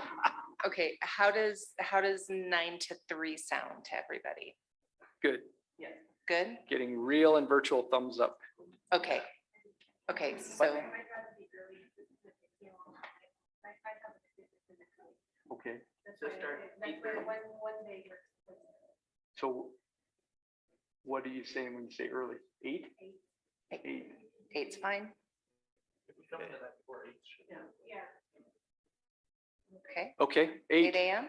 I get a start with government hours now. Viola, you'll have coffee. We can probably do a working lunch if we need to, too. Yeah, working lunch is fine, I think. Oh, absolutely. I mean, Yeah. working Yeah. breakfast too. Yeah. Okay, so Okay, I guess sold? we need to set up accommodations and all that, it sounds like. Sold. Yeah, okay. Anything else, Greg? No, thank you all. Appreciate the opportunity to work with you today. All right, thank you. Very productive conversation. We'll see you soon. Okay, it's 10 after 10. I think we'll take the 15 minutes. So let's be back from our break at 10:25 and we'll jump into demand management feasibility.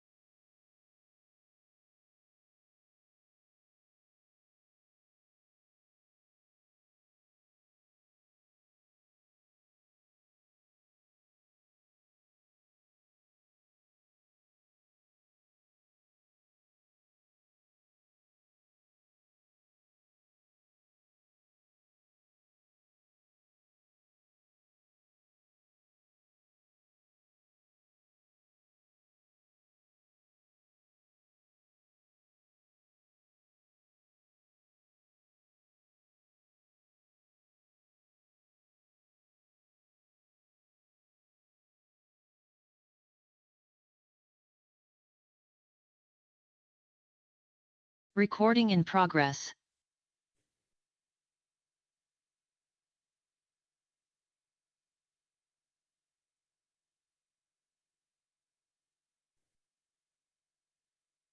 Again.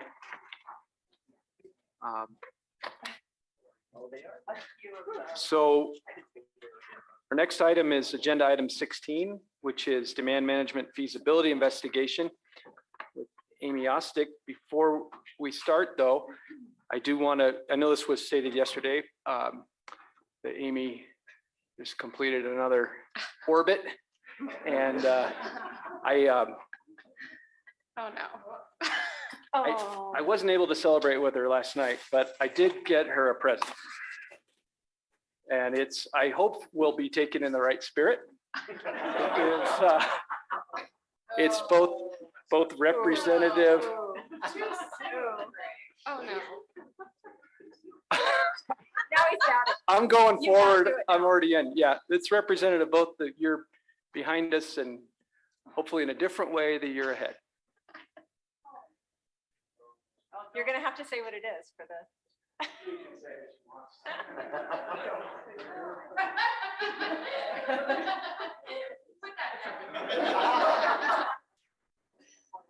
Well, Director Fault, as if being here to talk about demand management isn't birthday gift enough. Thank you for the River District hat. I appreciate it. You're welcome. All right, on that note, for the record, Amy Ostick, Section Chief of the Interstate Federal and Water Information Section. And I'm here to talk about agenda item number 16, the demand management feasibility investigation. And before I get into it, the reason I'm here to talk to you about this today is because a lot of people across the state are talking about demand management right now. A lot of people are talking about the concept of voluntary conservation efforts in the Colorado River Basin. And one particular group that will be talking about this very soon is the task force that was established by Senate Bill 295. So what I'd really like to do today is reintroduce this topic to this board. I know that we have a few new board members since you all talked about it last, to really remind the board of their leadership role in the feasibility investigation. And this is an action item. And the action that I will be proposing, the staff recommendation will be to hand off all the information that this board has developed as it has led the demand management feasibility investigation to the task force as it starts its work. Because I think it's an important first step for anyone who wants to understand the discussion of demand management in this state. So that's where we're going today. And you really can't have a discussion about demand management without starting with the concept of temporary voluntary compensated reductions in consumptive use. And I may or may not have been challenged by a fellow staff member last night to try to get through this presentation without saying temporary, voluntary, and compensated. And I thought, that sounds like a fun exercise. It's one I probably can't do. It's not something I think you can do, frankly, because there are still people in the state who believe that demand management and this board want to enforce mandatory uncompensated reductions in consumptive use on people. So we still have to say it. Unfortunately, we still have to say very clearly what this is and what it is not. Demand management would contemplate temporary, voluntary, and compensated reductions in consumptive use across the upper basin. And the entire purpose of a demand management program, if it were to be established, would be to protect water users against the threat of uncompensated, involuntary reductions in consumptive use. That could happen if there were a curtailment scenario on the Colorado River. So, again, while it would have been fun to try to not say these words, it's still critically important that we say them because there are still a lot of people who don't seem to grasp this essential concept. So, you know I spoke a little bit about the idea that a lot of people are talking about just various concepts of compensated reductions in consumptive use across the upper basin. And I want to be very clear that demand management is a term of art. It's not just the broad concept of voluntary reductions in consumptive use. It comes from a legal agreement that is federal law, part of the 2019 Drought Contingency Plan. And it has a very, very clear legal definition. It has a very clear legal use and purpose. And I think that's a really important place to start. And I'm going to get into what that demand management storage agreement says in a minute. But the important takeaways here, again, it's federal law. Certain steps have to be taken if a demand management program is to be set up. And one of those steps is agreement among all 4 upper division states, coordinated through the UCRC, and making agreements about how this program would actually work. The other important point I want to make is that it's not a foregone conclusion.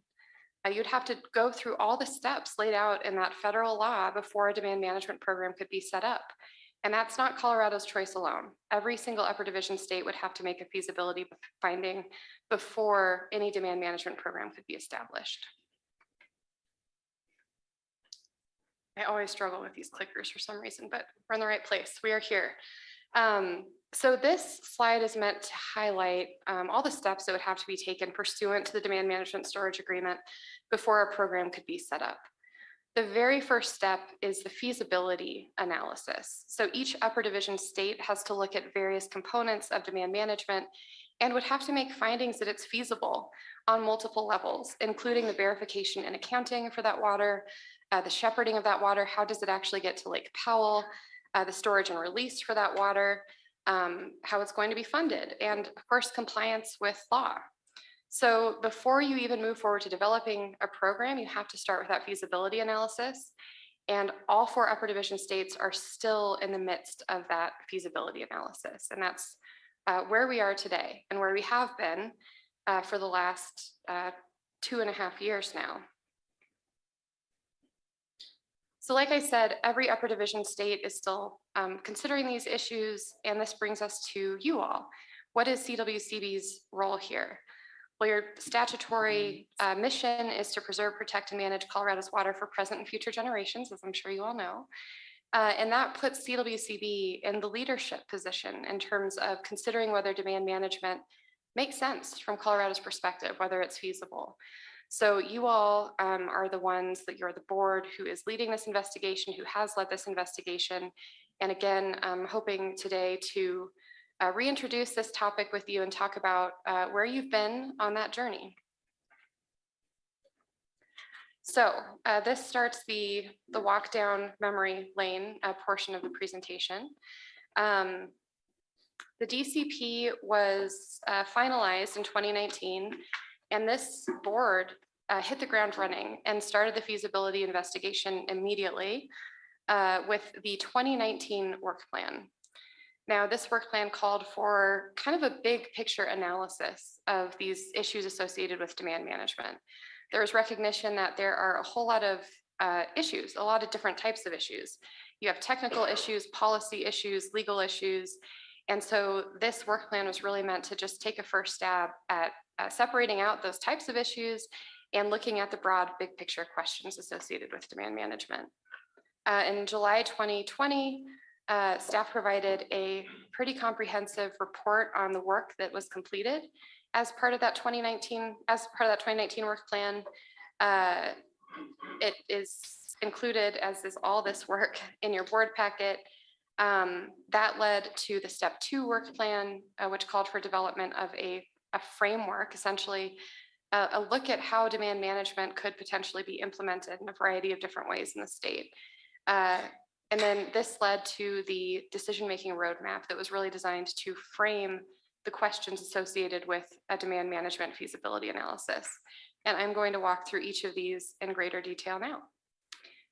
So like I said, the 2019 work plan was where this all started. I have fond memories of this because it was when I was at the AG's office when we started it. I came over to CWCB in September of 2019 and got to do a lot of this work, facilitating the work groups, and it was a fun time. There was a lot of travel. There was a lot of difficult discussion, but you know, I think what we saw is a lot of people, a lot of water users, a lot of stakeholders coming together from across the state, sitting at the table together and talking about really hard issues. So it was hard, but it was definitely worth it. So just to get into some detail about how this actually worked, we had a number of work groups, and they were all populated with stakeholders, water users, water experts across the state. I included a roster of these work groups in your board packet. And one thing that I noted as I was looking at the rosters, there's actually a lot of overlap between the work groups and the task force. And so a lot of this information will not be new to the task force. A lot of it will be things that they've thought about before and talked about in these groups. So that's something that really struck me. But we had a number of work groups. I think there were between 8 to 15 people on each one, focused on various issues. All of these work groups were open meetings. They were public. We took public comment. We have extensive notes from the meetings that are still up on our website. So just a lot of good thought went into these meetings. So I want to go over some of the key findings that came out of this. And this is not a substitute for the 250-page report that is in your board packet. Sorry about that. Detailing this, but just very high level, I wanted to go through the things that these work groups landed on, the key findings. And some of these are findings and some of them are frankly open questions that they couldn't necessarily answer at the time and maybe still aren't answered today. First, any potential program would be temporary, voluntary, and compensated, and would not envision permanent dry up of agricultural lands. I think that's a really, really important place to start.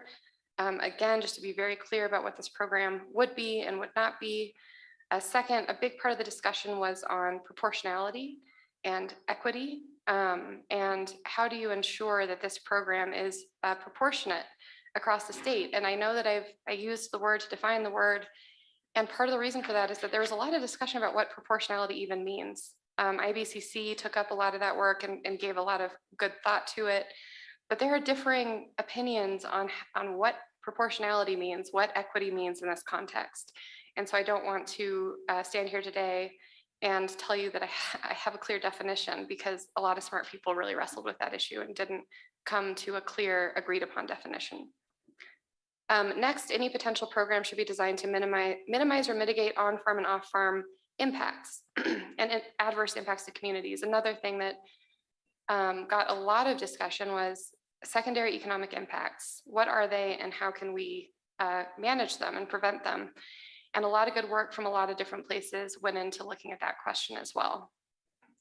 Next, non-injury to water rights holders and non-participants is an important component of any demand management program. I think that kind of speaks for itself. Any program should be appropriately timed to align with water users' operational decisions. And I'm chuckling because this has come up time and time again with SEPP, for example. The next agenda item, we'll talk a little bit about some of the lessons we learned. And I think this is the case with any program like this, that we need to be really thoughtful about when people are making decisions for their operations and give them enough time to make decisions about whether and how to participate. So that's a key component here, as in any other program that would be similar to demand management. And again, I think that this is the spirit that we've conducted this whole investigation in, but it should be collaborative and transparent, and we should foster an environment to have open discussion about these hard topics. A few other key findings. There are a lot of tricky legal issues associated with demand management. One critical point that I should have hit earlier is, the definition of demand management. Again, it's a defined term in the storage agreement. This conserved water could only be stored in the initial units to ensure ongoing compliance with the Colorado River Compact. So you think about SCPP, for example, right? That's creating system water to benefit the entire upper basin, to mitigate against the impacts of drought in the upper basin. In contrast, demand management, that water conserved could only be used to ensure compliance with the compact. So what that means is that first of all, coordination with the other upper division states is critical. We share that obligation, that legal obligation, non-depletion at Lee's Ferry, with 3 other states. So understanding what compact compliance looks like, what it means, and what the implications of that are for a program like this, and where we stand with respect to compact compliance, that's really important. So I apologize for not raising that earlier, but the work groups, and I think everyone who's thought about demand management recognizes there's a whole ball of wax there to think about. It touches on, again, issues of coordination with the other upper division states. It touches on what is compact compliance? Where are we in terms of compact compliance? I will say right now that the 10-year aggregate at least vary is something like 88 million acre feet. I may be slightly off. Kevin, I'm sure you're ready to correct me, but that's all to say we are in compliance with the compact. And we're not under imminent threat of compact administration. But another issue that comes up when you think about demand management is the tools within our own state, the legal mechanism within our own state. And right now, we don't have that legal mechanism to shepherd the water. So I just want to highlight that there are open interstate legal questions and there are open intra-state legal questions. Next, quantification, measurement, monitoring. We need it to be honest, accurate, and defensible, but that's at odds with it being simple, easy to administer, flexible. So that's a tricky one too. And then there's a lot of discussion about, is there a way to set up a program so that we can have net environmental benefits? How are we looking at environmental impacts and benefits? How are we analyzing that, understanding it, and how are we setting up a program that could potentially provide environmental benefits that we might not see under compact administration scenarios? And finally, and this is really important, input from the tribal nations is really important. The tribal nations have unique issues with respect to their water rights and their water uses. And so we need to really consider how the tribes can meaningfully participate in any potential demand management program and what that looks like. Again, there's a massive report that you can look at if you want to take a deeper dive into that. So all of this led to development of the Step 2 work plan. So the board, you may recall in July 2020, did a big walk through all this information learned and really gave some difficult thought to what comes next. How do we take all this information and put it into a next step? And that's how the Step 2 work plan came about. There are a few elements of this. One was, I like to think of this framework development as just organizing information that you all had developed. Taking the information from the work groups and putting it kind of side by side so that you can meaningfully look at implementation options. So if we are going to set up a demand management program, what are the components of education and outreach we need to consider? What are the options for how we do outreach, for example? And what is the full range of how we could do that? There's I think it was the A version, and I'll get into this in a minute, but we can just post some stuff on our website. We can use existing channels we have, or we can do the Cadillac version to make sure that everyone is very, very informed of it. It's going to cost a little bit more money. So it gave people the opportunity to look at things side by side, to do a cost benefit analysis in some cases, and to really think, what are the trade-offs that you start to see if you really want to prioritize some part of this program? And what's that going to cost us? And how will that affect other components of feasibility? So that was the purpose of the framework. And then next, making sure that the board had all the existing information out there about these types of programs. Again, recognizing that there has never been a demand management program. There is not and has never been a program that's designed to facilitate voluntary compensated temporary conservation in the upper basin, specifically to ensure ongoing compliance with the compact. But there are a lot of voluntary compensated conservation programs. What can we learn from those? Can we make sure that we have all the information about those types of programs in Colorado in one place? And that led to this literature review. We had a great team of consultants who worked on this. I happened to steal one of them, Emily Zamack, who worked on this team of consultants to help us really develop this information. So we have a literature review that came out of that. And there was also this understanding that, CWCB has programs that are kind of like this, like the ATM program. And so pulling all that information in and looking at it through the lens of demand management was part of that effort as well. And again, all that is in your board packet. And finally, engagement and outreach. So this is a critical point of everything that we do, but particularly with demand management, an issue that is controversial. There are a lot of misunderstandings that arise. We recognized we needed more. And so the consultant team also developed a toolkit did a lot of engagement with stakeholders and water users across the state, and continued sovereign to sovereign discussions with the tribal nations about whether they'd be interested in participating in a demand management program, what that would look like, and what the unique questions of feasibility would be for the tribal nations. So the framework, like I said, was really a key component of this step 2 work plan. And I just wanted to show kind of what it looks like. So it was structured based on the work groups. So there are these topic areas that align with the work groups, but under each topic area, you have a number of questions that come up, right? That are related to feasibility. So for each topic area, we had a few different elements of feasibility that we looked at. And then again, worked out these implementation options ranging from A to C. A was kind of the lowest hanging fruit, like how can we do this in the easiest way possible?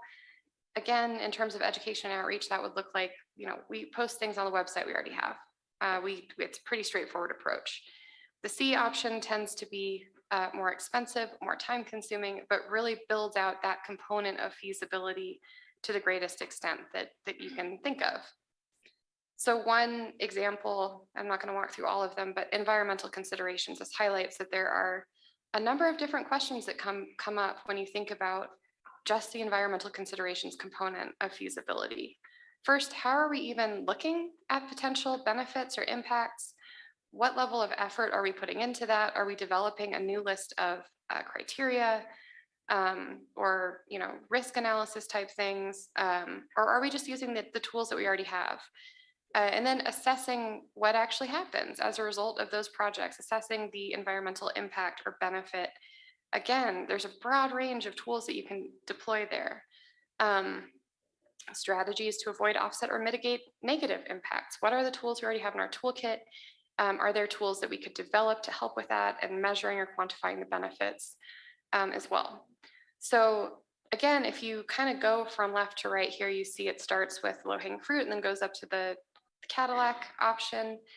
And when you look at the entire framework together, you start to see how these various options affect other things. So we also had a funding category, and there was a range of potential cost for these options. If you totaled it all up across the work groups, like say you have the most expensive environmental considerations process that you can, say you're also doing the most stringent monitoring and verification that you can. Are we going to have to hire more people? Or what does that actually look like? And so there were a number of assumptions baked into those funding estimates. They're not meant to be anything hard and fast, but just to give an idea of how much you can affect, how much a program will cost, or any other number of things by making one of these decisions about how a program would be set up.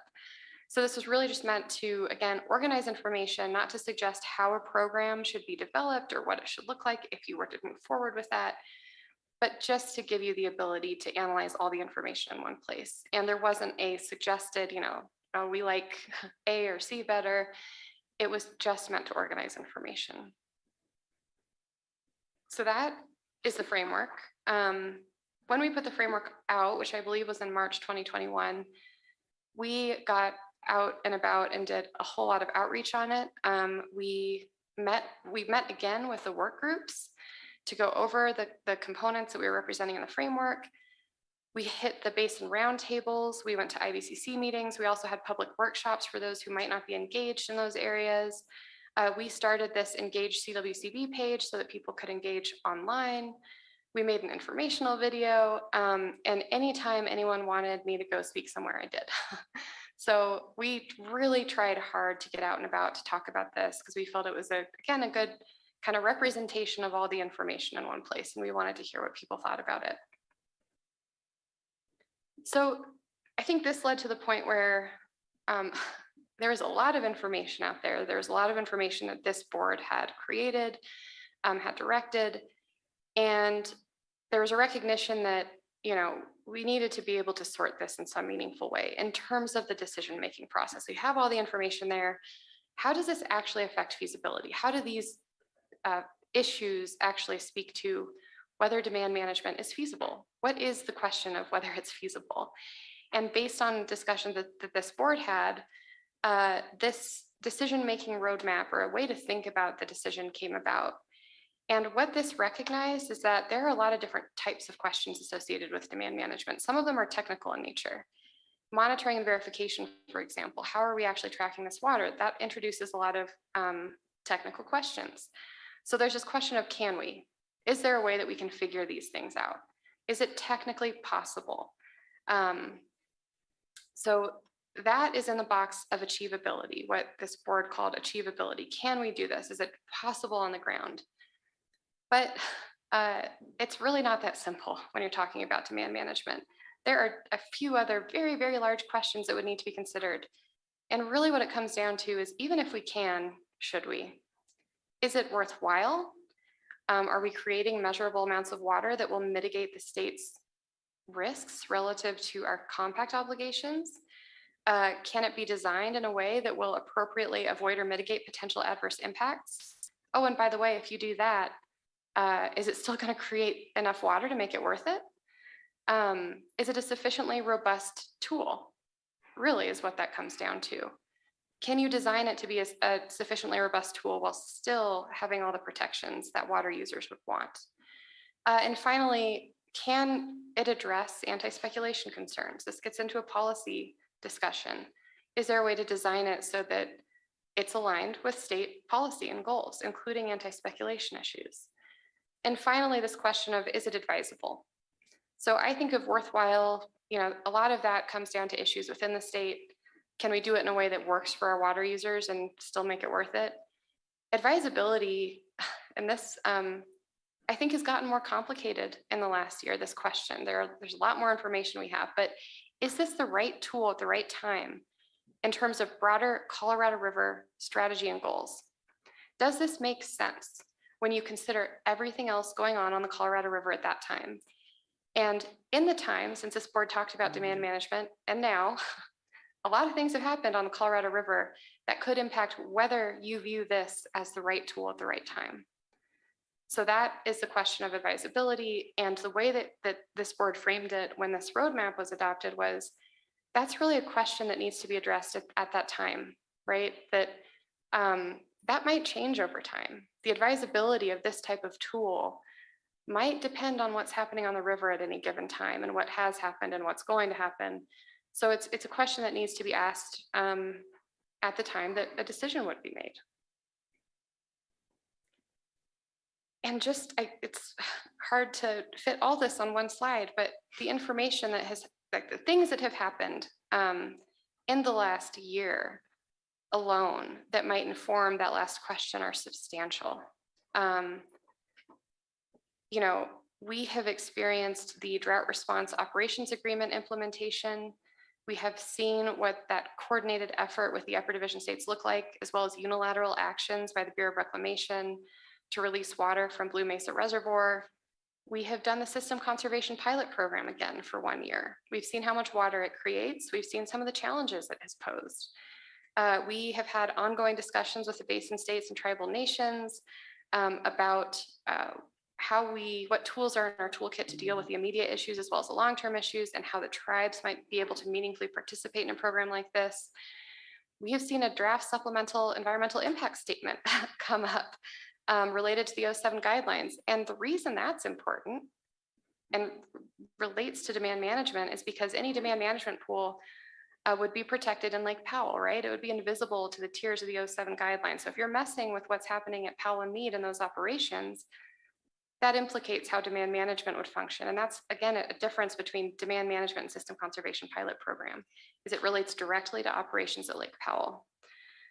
We saw the post-2026 notice of intent, which is a good reminder that the 2019 DCP, the 07 guidelines all expire at the end of 2025. The demand management storage agreement expires at the end of 2025. So we're really shifting to looking forward at how we can do better for reservoir operations in the future. How does that impact the analysis of demand management feasibility investigation? There are also intrastate legal issues and potential barriers. There are a lot of challenges, I'll just say, within our state in terms of what voluntary conservation programs can look like, what voluntary compensated and temporary programs can look like. There are outstanding legal issues looking at, again, the shepherding issue, for example. And we as always, are continuing to get input across the state, from across the state on all these issues, on implementation of SCPP, on all these things. All of that impacts how demand management might be viewed. And the other thing is, just to take us back to the demand management storage agreement, we have to agree with the other upper division states on how key components of this program would work. Since it touches directly on the compact obligation, we have to have agreement about how we're doing this, including the shepherding of the water, the monitoring and verification. How are we accounting for that water in Lake Powell? Those are pretty critical discussions. And we need to understand the tools the other upper division states would have to do this kind of thing and their perspectives on all those issues. So that actually brings me to I think that gets us to where we are today. It's complicated for a lot of different reasons. And I will say now also that I think I set aside an hour, asked for an hour for this agenda item. I wanted to provide an opportunity for you all to discuss this and talk about these challenging issues. But ultimately what the staff recommendation is to provide all this information, all the information that was in the board packet, all the information that you all have developed as leaders in this investigation to the Colorado River Drought Task Force as they start this difficult discussion. So I'll leave you with that, and I'm happy to take any questions that you might have. Thank you, Amy. Before we go to questions, I just have to say, every time that I hear you summarize what's happened and bringing us to where we are, and that has continued to evolve over the years, it just becomes more and more compelling and just so tight, so well organized. And I didn't know we were going to a staff recommendation like this, but I was going to make that recommendation since we have 3 task force members with us here today. I was going to say, like, are you willing to do this presentation to that task force? Because I think it speaks so well to the task. I don't know how they could tackle the tasks without understanding everything that you've just conveyed. So great job. Thank you. Yeah.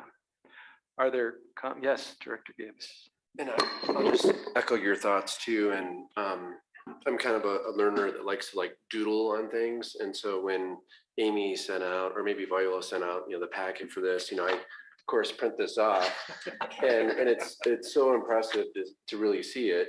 Just like how much work has staff has done, you all as directors have done as well.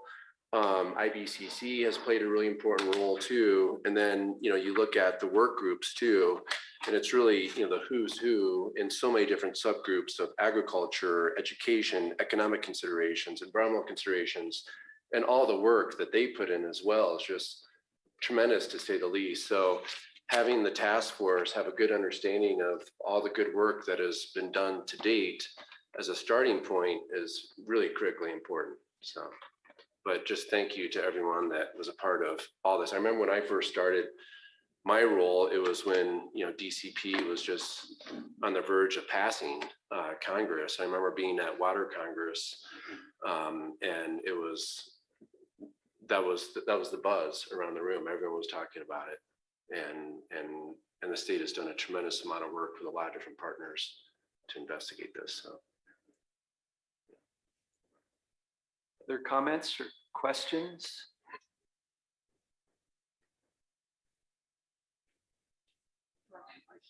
Oh, thank you, Director Boucher.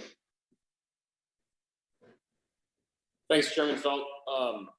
Amy, wonderful presentation as always, and I think that it's a wonderful recommendation. I'm wondering to staff and the other directors, what other steps that we can take as a board to really make sure that all the work that has been done to date, is available for ongoing decision making. Because it was interesting during this time frame, demand management was in the top 3 names for my son when he was born. So many of us in the room have been down this road for a long time. So just other recommendations, and it doesn't necessarily need to be today, but courses of action as the task force develops and starts meeting, what we can all do to make sure that we're working as proactively and productively as possible would be wonderful. So thanks again, Amy. Yeah, Amy. Thank you, Director Boucher. And I feel like you just framed up one of the next agenda topics perfectly, because Emily Zamack and Katie Weeman are going to be giving a presentation to the board on a Colorado River Communications Toolkit. Some of the tools that we've developed for staff for this board, so that when you're out and about talking about this, you hopefully have what you need. And if you don't, you can let us know and we'll fix it. But I think, part of this is just making sure that people across the state understand all the work that you all have done on this, that you're leading on it, and anything that we can do to help make sure that you have that information as you're out in the communities, we're happy to do it. And I hope that this upcoming presentation is a good start at that. So we had a comment from Director Sakata and then Director Brown. Thank you, Mr. Chair. Thanks, Amy. It was really a trip down memory lane reading all those pages. It was like, yeah, Michelle, I kept remembering all our meetings with monitoring and verification as you traveled the state. It was the good times, I tell you. And one of my favorite meetings was the joint meeting, the last one, IBCC, right before COVID hit. That was such a productive meeting when we started to talk about, all the groups coming together. And I really appreciated that because we had the live dots. We didn't have virtual dots to put on our votes, so I was trying to sell my dots then too. It didn't work. But this looks great. I would echo again what Chairman Feltus said about the packet and all the hard work going behind it. And I would hope that whoever is moderating that group would invite you to do a presentation. I think that would be great if they would be open to that. My one comment was whether you want to talk at all about or emphasize, you mentioned it a little bit in your presentation today about the fact that, as we evaluated it, the positions where we stand in with the compact, that we see the biggest issues with Lake Powell and Lake Mead being overuse of the lower basin states. And that goes in part of the decision-making process about this. Whether that's beneficial or not to include comments about that or not, I would leave it up to your guys' advice on there. Thank you. And thanks for all your hard work. Okay, I was actually going to recommend we start it all over again. That's not funny. Yeah. But if I can, I think it speaks to Director Sakata's enjoyment of pain. Yeah. Clothespins on. Okay, Director Brown. I guess, partially for the board members that weren't here when we had the conversation about putting a hard pause on demand management. I don't recall that this board has taken up demand management since then. So, I don't know if the absence of us revisiting demand management has somehow given the impression to Colorado or whoever's paying attention that we're confused, because we're certainly not. We went through all of this process. One of my first board meetings was that July meeting that Director Sakata referenced in Leadville. So I've had the pleasure of being on the board through this whole process. And it was very clear why we put it on pause. And since we did that, we've had only more information surface from the federal government, from the negotiations that have been going on, from just the progress that I think everyone is happy that has happened in this crisis, that puts a finer point on that pause.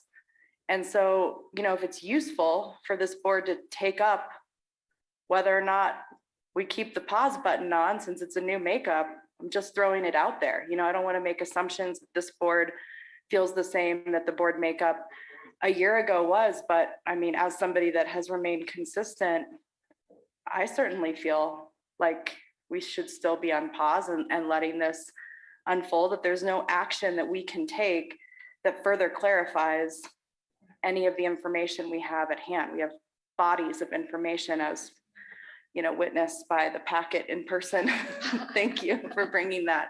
And so I just wanted, to kind of offer that as a conversation point of, my assumption is that we still have the right ground to stand on to be not talking about this all the time. But if we need to talk about it, if other board members feel differently, then I just want to make sure that, we are. Any comments on Director Brown's point? Director Brody, thank you. Thanks. So I agree with Director Brown. I think we're very fortunate in the state to have such capable leadership in Director Mitchell and in our Attorney General's office on Colorado River issues. And I think sometimes we need to resist the urge to feel like we need to do something. I think we need to let our leaders lead. I know sometimes, whether it's at the roundtable or within this body or at the legislature, you see a problem and there's this urge to say, we need to jump in and do something about it. And, I think the task force is going to wrestle with that as it gets underway. We've certainly wrestled with that as a board. But sometimes the best thing we can do is sit back and allow our leaders to do their work and to let us know when they need something. And to me, that's where we're at right now. Dr. Anderson, did you have a comment? Yes, I do. I don't think I've made any secret of my feelings about demand management. I'm not a fan. On a personal basis, why should I dry my farm up so that water can be used on a corporate farm in the Imperial Valley that could raise, and probably does raise, hay for the Saudi Kings racehorses? Makes no sense to me. My opinion, this whole thing's a lower basin problem. And I guess that's my rant for today. Yes, Director Combs. So having not gone through the whole process, I look at this and from these reports from Amy, I see all of the work at a very superficial level. But my question comes back to what she's saying. So what? And I don't want to minimize all the work that's been gone on, but I don't see this as a fundamental change yet. When in the beginning, doesn't have to be meaningful, right? As part of that initial presentation. So why would we come off of pause yet until we see where this fits exactly?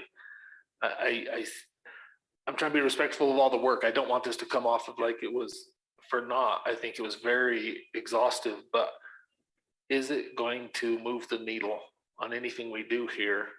And is it time to be doing that now? It doesn't feel like it yet.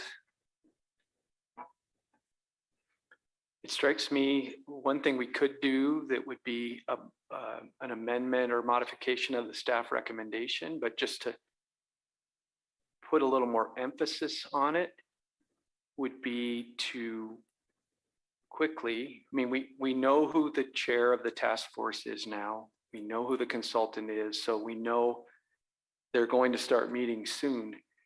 I think probably everyone in this room would agree that if the presentation you just did, Amy, coupled with all the documents that we have, was formally presented at their first meeting, I think it would help those many members who worked in the work groups and are also on the task force, but may have, due to their work group work, may have been just looking at one piece of this to some extent, to just bring everybody, as you guys have done so well throughout the Colorado River Basin discussion, focusing on facts, data, telling the same story over and over, right? You've turned the train on the Bureau of Reclamation.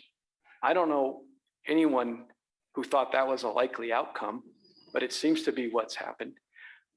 I think if you can do that, it's certainly possible we could turn the train on this task force and, positively impact whatever recommendations may come out be they for legislation or something else in December. And so I think accompanying this recommendation and offer to deliver, that we send a letter from the board or the board chair, however, whatever works, to Kathy Chandler Henry in particular, and maybe to the sponsors of the legislation, and say very firmly and kindly that we, I don't know if demand's the right word, but we strongly recommend that they do just that at the first meeting and do some level setting, and hopefully narrow down a little bit where we are or where they are, what they should be talking about, and how they can possibly, have a positive impact on the state of Colorado. So just throw that out there when somebody gets ready to make a motion on the staff recommendation. Maybe we amend it a little bit to be a little more direct as a board, as the people that sort of, or sitting in the chairs of the people that kind of drove this whole conversation forward, that while we are on pause, we are definitely not off duty. And we really feel that you can't have this conversation going forward without truly acknowledging and accepting what's been done before. Director Boucher. I strongly support that idea, Chairman Felt, and I don't know if it would be best, modifying this recommendation or doing it separately and, through a letter as you recommended, but I strongly support that concept. I also really appreciate what Director Brody said, about a reminder to let our leaders lead. And then I think somehow mixed in that too, it would be good, to put a list together too of ongoing work that's still associated with this. Through the Ag Impacts Work Group and the Colorado Basin Roundtable, we did the largest scale data collection of high altitude evapotranspiration and consumptive use, and the results are still coming as we speak, for years 2020 through 2023. So there's still, I think it's also important to remind of the work that is ongoing to understand some of this as far as feasibility, and we should have a little bit of maybe a brainstorming session on, what that could look like. Because we still are even excited to present to, members of the CWCB here. So thank you. Thank you. Yes, Director Cloud. Thank you. So I know that I'm new to the board, but I'm not new to this conversation. And I think when in 2019, Amy and Becky, I think this is when we first met, was over demand management, when you all came and visited with us and we talked about this. So I think we have a history there, but I know we, as tribes, we didn't have, we really didn't participate in some of those conversations because it didn't pertain to us. Because as we all know, that tribes in the entire basin are the only groups of water holders that do not get compensated for their unused water. And so that's been a big issue for us. But with that being said, coming back to this issue, I really think that Colorado's water really needs to be used in the most beneficial use, and that's staying within Colorado for our users. And that, to me, I think is really important. Not just for my area, but for the entire state of Colorado, doing what is best for Colorado. That's why we're here, is to make those decisions and what is best for our users and what is best for Colorado. So I agree with what everybody else has said on the board. Thank you. Thank you, Director Cloud. Are there other comments? Yes, Director Riss. Yeah, thank you. If the board does direct us to help you with a letter or some other additional form of communication that were to go to the task force, I guess one suggestion that I might make is that, and Amy mentioned it, but I think just really hitting on the geographical diversity that went into that investigation, and also the fact that this board is made up of every basin in the state of Colorado. I think that's one thing that was maybe glossed over in some of the conversations that took place during the General Assembly's latest session. Just the fact that we really are made up of statewide representatives. So following on that, Amy, I'm wondering if where you have the list of participants in the work groups, how hard it would be to just add their basin of residence. That might be a powerful, simple, factual thing to do that would speak to that. Director Brown? I guess I have a comment and a point of clarification. My comment is that we should send the letter if we are to do that to the entire task force. We know who they are. There's no reason for them not to receive it or for them to have to receive it through a separate communication.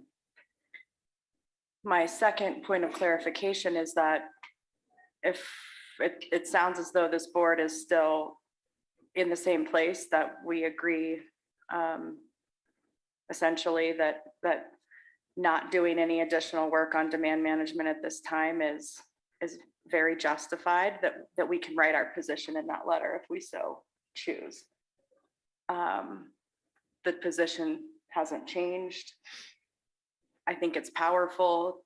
At the beginning of this conversation, Amy noted that it's this board's purview to decide whether this program is ripe for the state and if it is advisable, to pass up the chain to our negotiator. And I'm hearing that it's not. And so I think as a task force member representing industry, that's a powerful statement to hear from a body such as this board. So I want to throw that out there before it maybe goes into a motion, just to see the palatability of that from the board members.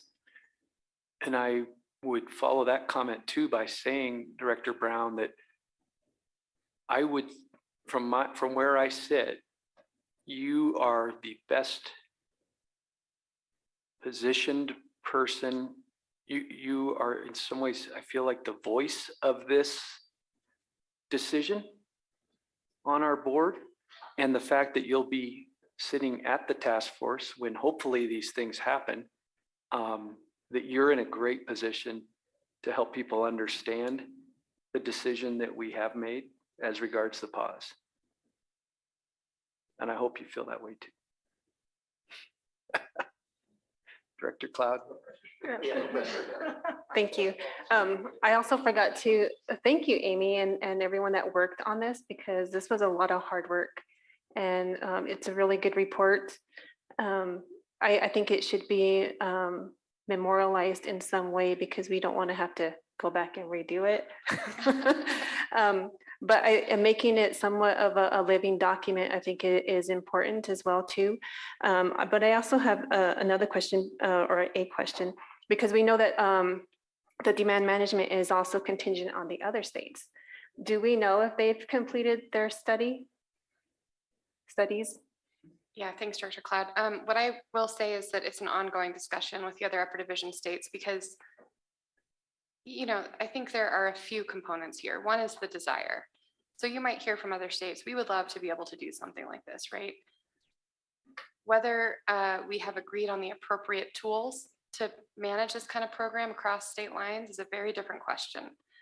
So I would answer that question by saying, you might hear some mixed messages about it, frankly, but what we can say from Colorado's perspective is that we haven't agreed to those issues, and we would certainly come back and talk to this board before figuring all that out anyway.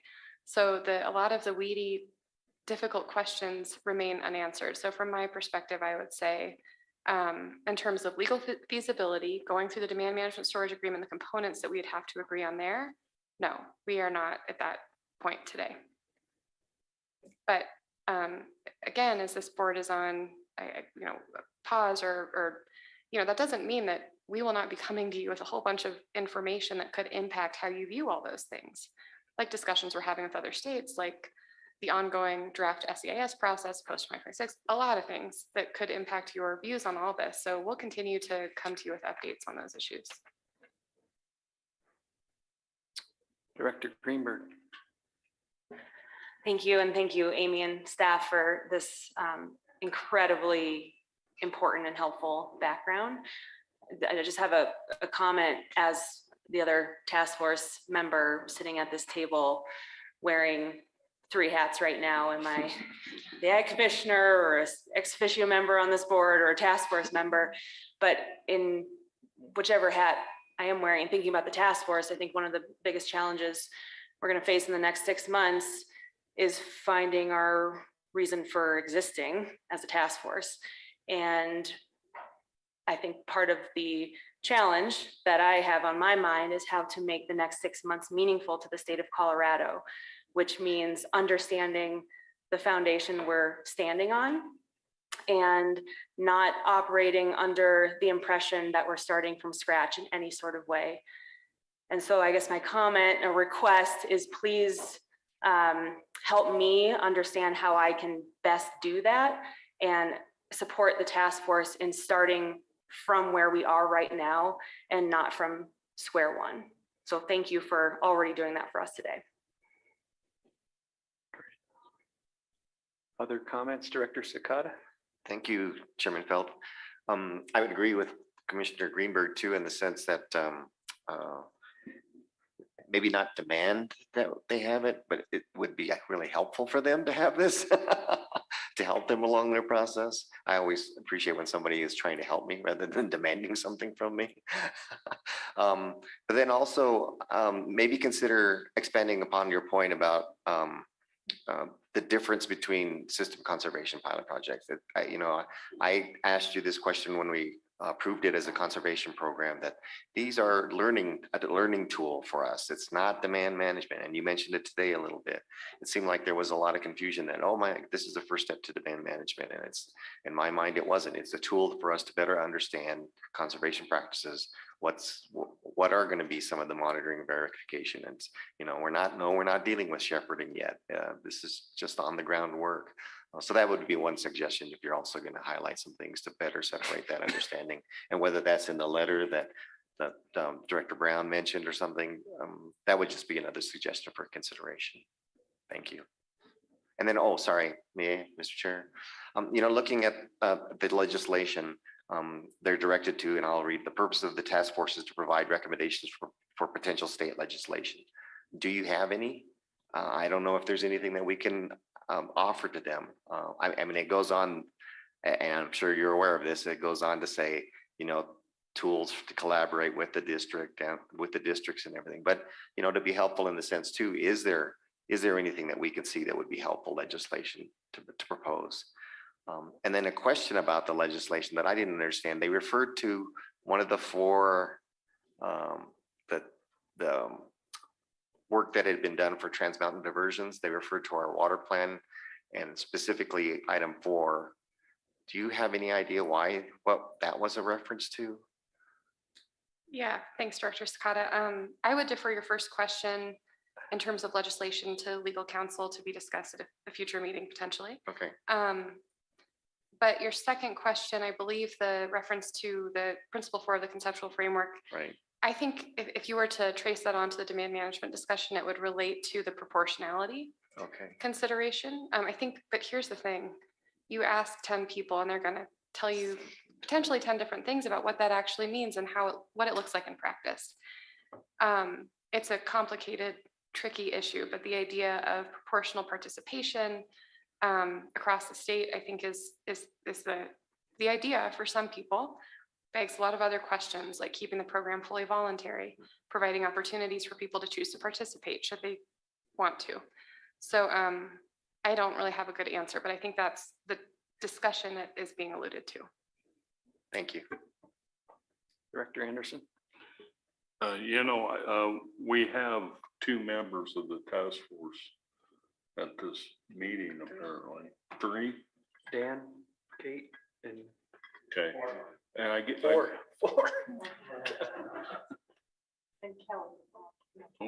I guess my point being, they're aware of Amy's abilities here, and they certainly have the ability to ask she come and present this information to the thing. Is, I am,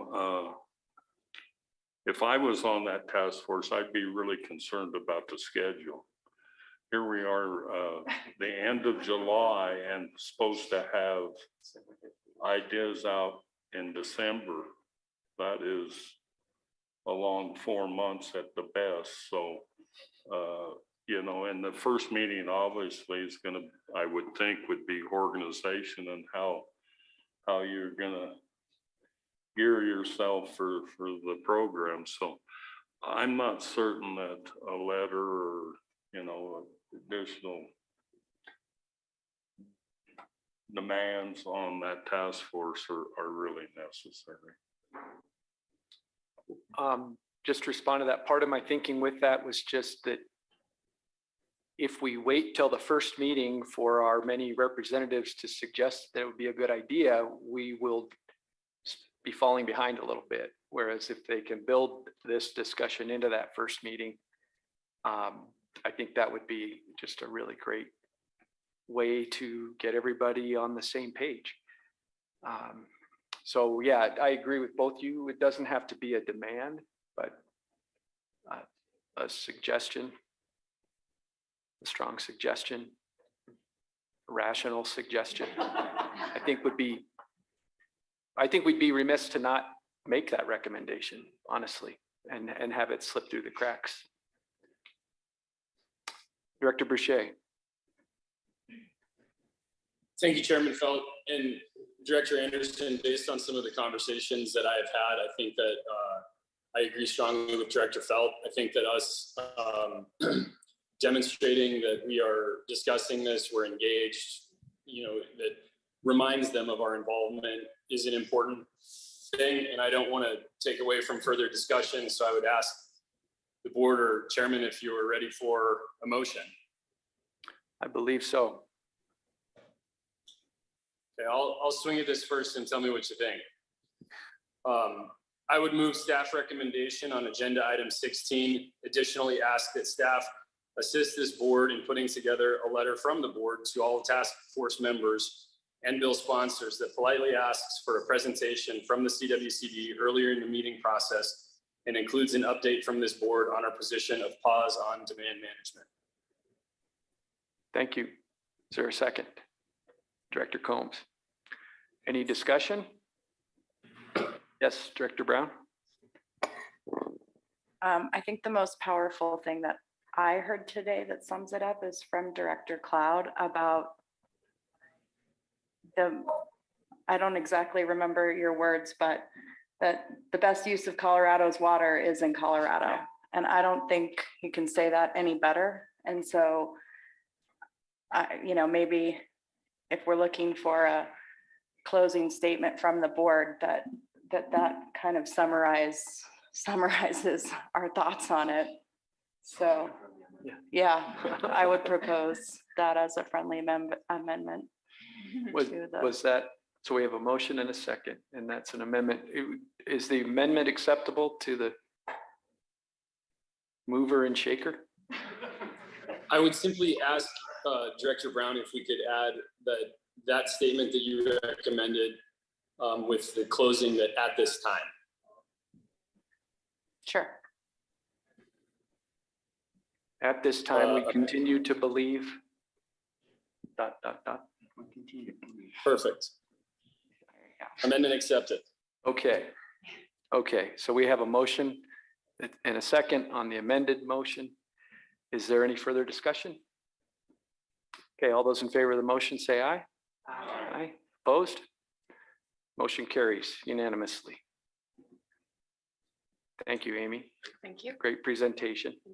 We're going to move right into the next item, which is Colorado River hydrology and other updates, also with Amy and with Michelle Garrison.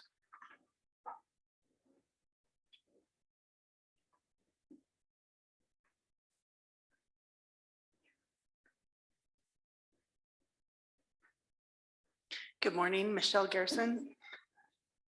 To start the presentation for agenda item 17 for the record.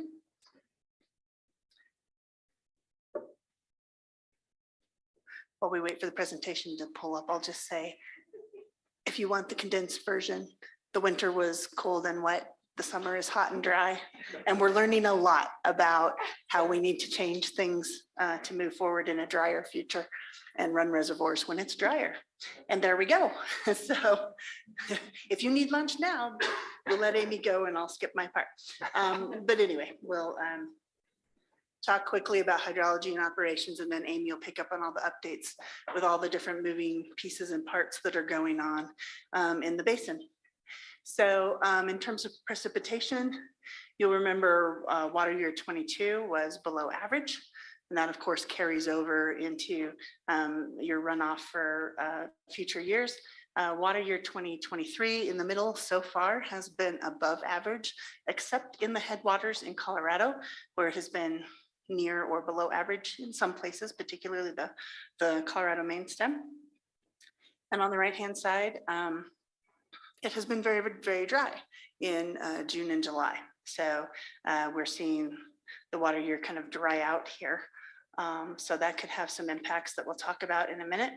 In terms of soil moisture from left to right, we're looking at 2020 through 2022. You remember how dry 2020 was. You see this improvement in 2021 and 2022, but still very, very dry.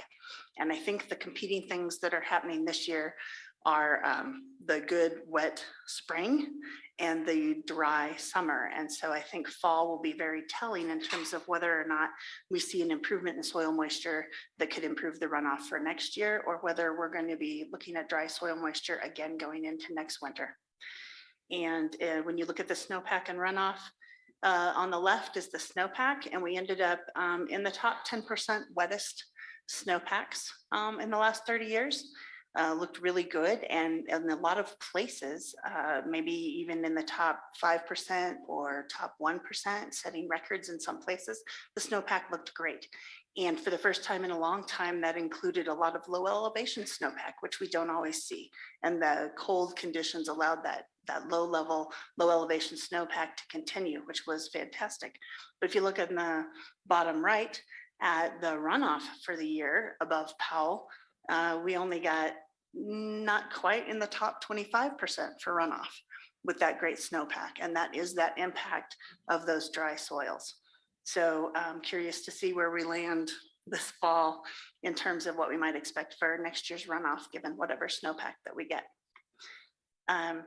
For climate forecasts, on the left, you will see what the forecast for the rest of July, looking very high likelihood of being above average temperatures across almost the entire United States, certainly across Colorado and the upper Colorado Basin, and near normal to dry conditions. And then monthly outlooks for August are on the right. What you see is some indication of being below average precipitation and above average temperatures. What you do not see on this precipitation outlook, what we have not seen yet in the basin that we did see last fall that was helpful, was monsoon season. And we are just not seeing that monsoon season start up here. We are not seeing that precipitation get pulled up into the Colorado River Basin or other parts of southern Colorado. So it has stayed hot and dry. In terms of Powell runoff, we are looking at still a well above average year, which is good. Powell is recuperating a little bit from a couple of dry years, but we see that forecast drying out just a little bit as conditions have dried out. So Powell is predicted to end the year roughly for the spring runoff, 160-ish % of average. For the water year, quite a bit lower, we'll see, because it was dry last fall and it may dry out again for the rest of this water year. But we are looking at spring runoff or a little over 10 million acre feet, which has prompted then the computations for the extra releases out of Powell this year, which will go into the lessons learned. In terms of storage, you can see the upper basin storage recovering quite a bit. Blue Mesa made it up to 91% full. They had an opportunity to fill a little more. They didn't take that opportunity. We'll talk about that a little later. Runoff ended up being higher than the official projections. I think Director Anderson mentioned that earlier. We saw that there was this snow sitting above there a little more than what the official forecasts were predicting. But in terms of the other reservoirs, Lake Powell has recovered up to 41% full. That's not great, but it's definitely an improvement. Navajo at 78% full, also a huge improvement. Flaming Gorge at 91% full, also a huge improvement. At Blue Mesa and Flaming Gorge, those numbers are not enough to have recovered the DROA water. And we'll talk about that in a minute. So things are looking better, but we have not recovered the DROA water.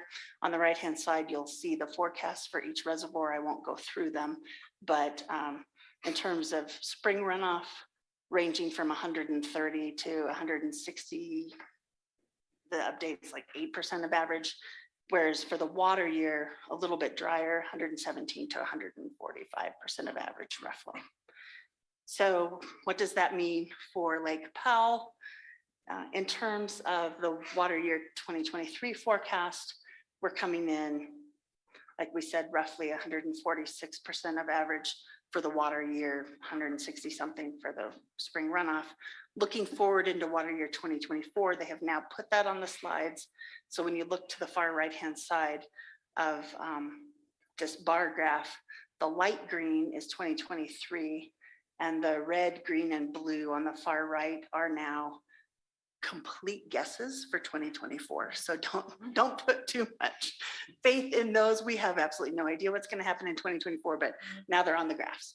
On the right-hand side, just a reminder, when we talk about average now, we're talking about the new average, 1991 to 2020 into Lake Powell, which is 1.2 million acre feet less than previously. So when we say average, we're talking about that newer, drier average. And then on the bottom, a reminder of the Lake Powell releases since 2019.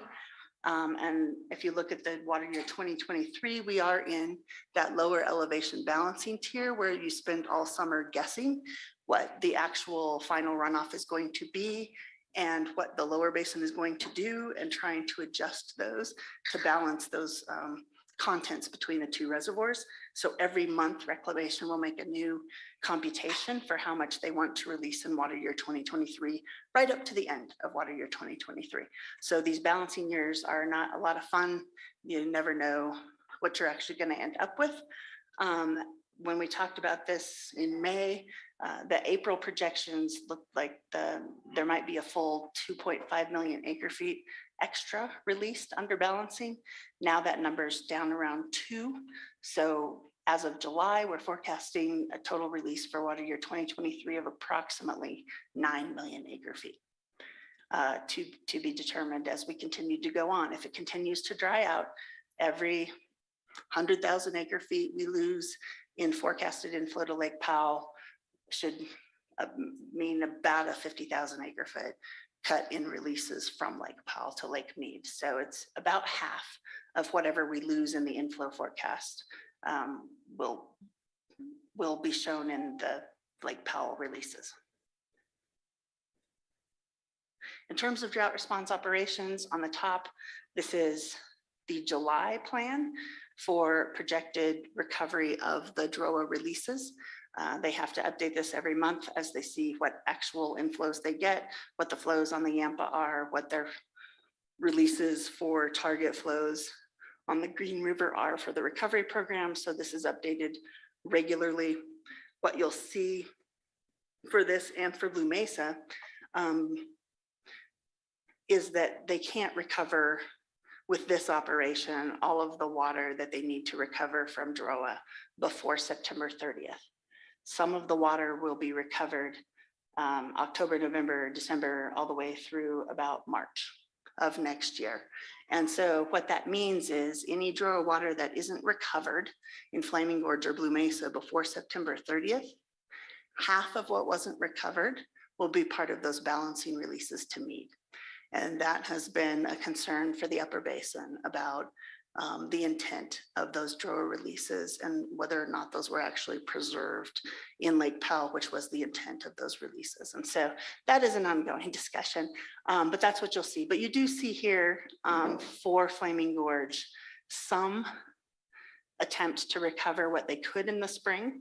And so the difference between the orange line and the blue line, anytime the orange line is below the blue line here, they are attempting to recover some of that storage. And so for Flaming Gorge, some, but not all of it will be recovered. At Blue Mesa, when they opted not to try to fill, to leave the reservoir a little bit of space and make a release at the end of June instead, that meant that none of the Blue Mesa release will be recovered before September 30th. So down at the bottom, you'll just see the monthly accounting that Reclamation is putting out. You'll see the 588,000 acre feet released from Flaming Gorge with a projection that they have recovered about 300,000 of that. So they got some of it recovered. And then for Blue Mesa, you'll see the 36,000 acre foot release and 0 recovery. And then Navajo did not make a DROA release. So that's where we are on DROA. Just a reminder, other things that factor in what's going on in the lower basin. You'll see the tiers of interim guideline shortages, Minute 323 reductions to Mexico, and DCP, lower basin DCP water contributions. In 2022, the lower basin was operating in that second line, which is a total of 613,000 acre feet of savings or taking credit for water you've previously stored, things like that. In 2023, they moved down to that third row. Projections now, before we saw the wet winter, they were projected to drop another line at least and have to cut even deeper. But with the wet winter, it looks like they're going to end up back up in that second row for 2024 with kind of tier 1 shortages and DCP contributions. What else goes into the modeling to help decide when you're trying to balance the volume between the 2 reservoirs? And it includes what's going to happen in the lower basin in terms of demand for water, and also whether or not some folks are going to choose to create some intentionally created surplus. So here I'm just going to show 2 slides real quick. You don't need to read all of it, but to understand the difference in the hydrology that the lower basin experienced and what that does to whether they take a lot of extra water or create some water to leave in Meade. This was what was modeled in August 2022. And of the 500,000 acre feet in 2021 plus 2022, and another 500,000 acre feet in 2023, for 1 million acre feet of savings that the lower basin had said they were going to try to accomplish, they were only going to accomplish 318,000 out of the 1 million that they were aiming for. That's what was modeled in August, when we determined what type of year the releases were going to be. When you get to April, and it's been really wet in the lower basin this winter as well. California had a ton of water. There were parts of Arizona that got a ton of water, and suddenly there's additional 600,000 acre feet in those 2022 and 2023 projections for how much water the lower basin is saving. And so that also plays in the opposite direction when you look at how to balance between Powell and Meade. If you save an extra 600,000, you don't release as much, like half the difference of what was not already modeled. So maybe I'm getting too much into the weeds, but about half of it that's new comes out of the Lake Powell releases. And so every month when Reclamation is trying to determine the releases for 2023, they're looking at both what's going on in the upper basin and what's going on in the lower basin to try to figure out how to balance those contents. So what does that mean when you put all of that together? What does that mean for your forecast for the reservoirs? For Lake Powell, then you see this really nice recovery in May and June of the reservoir as the runoff continues, and then a decline, a slow decline as those large releases continue to be made.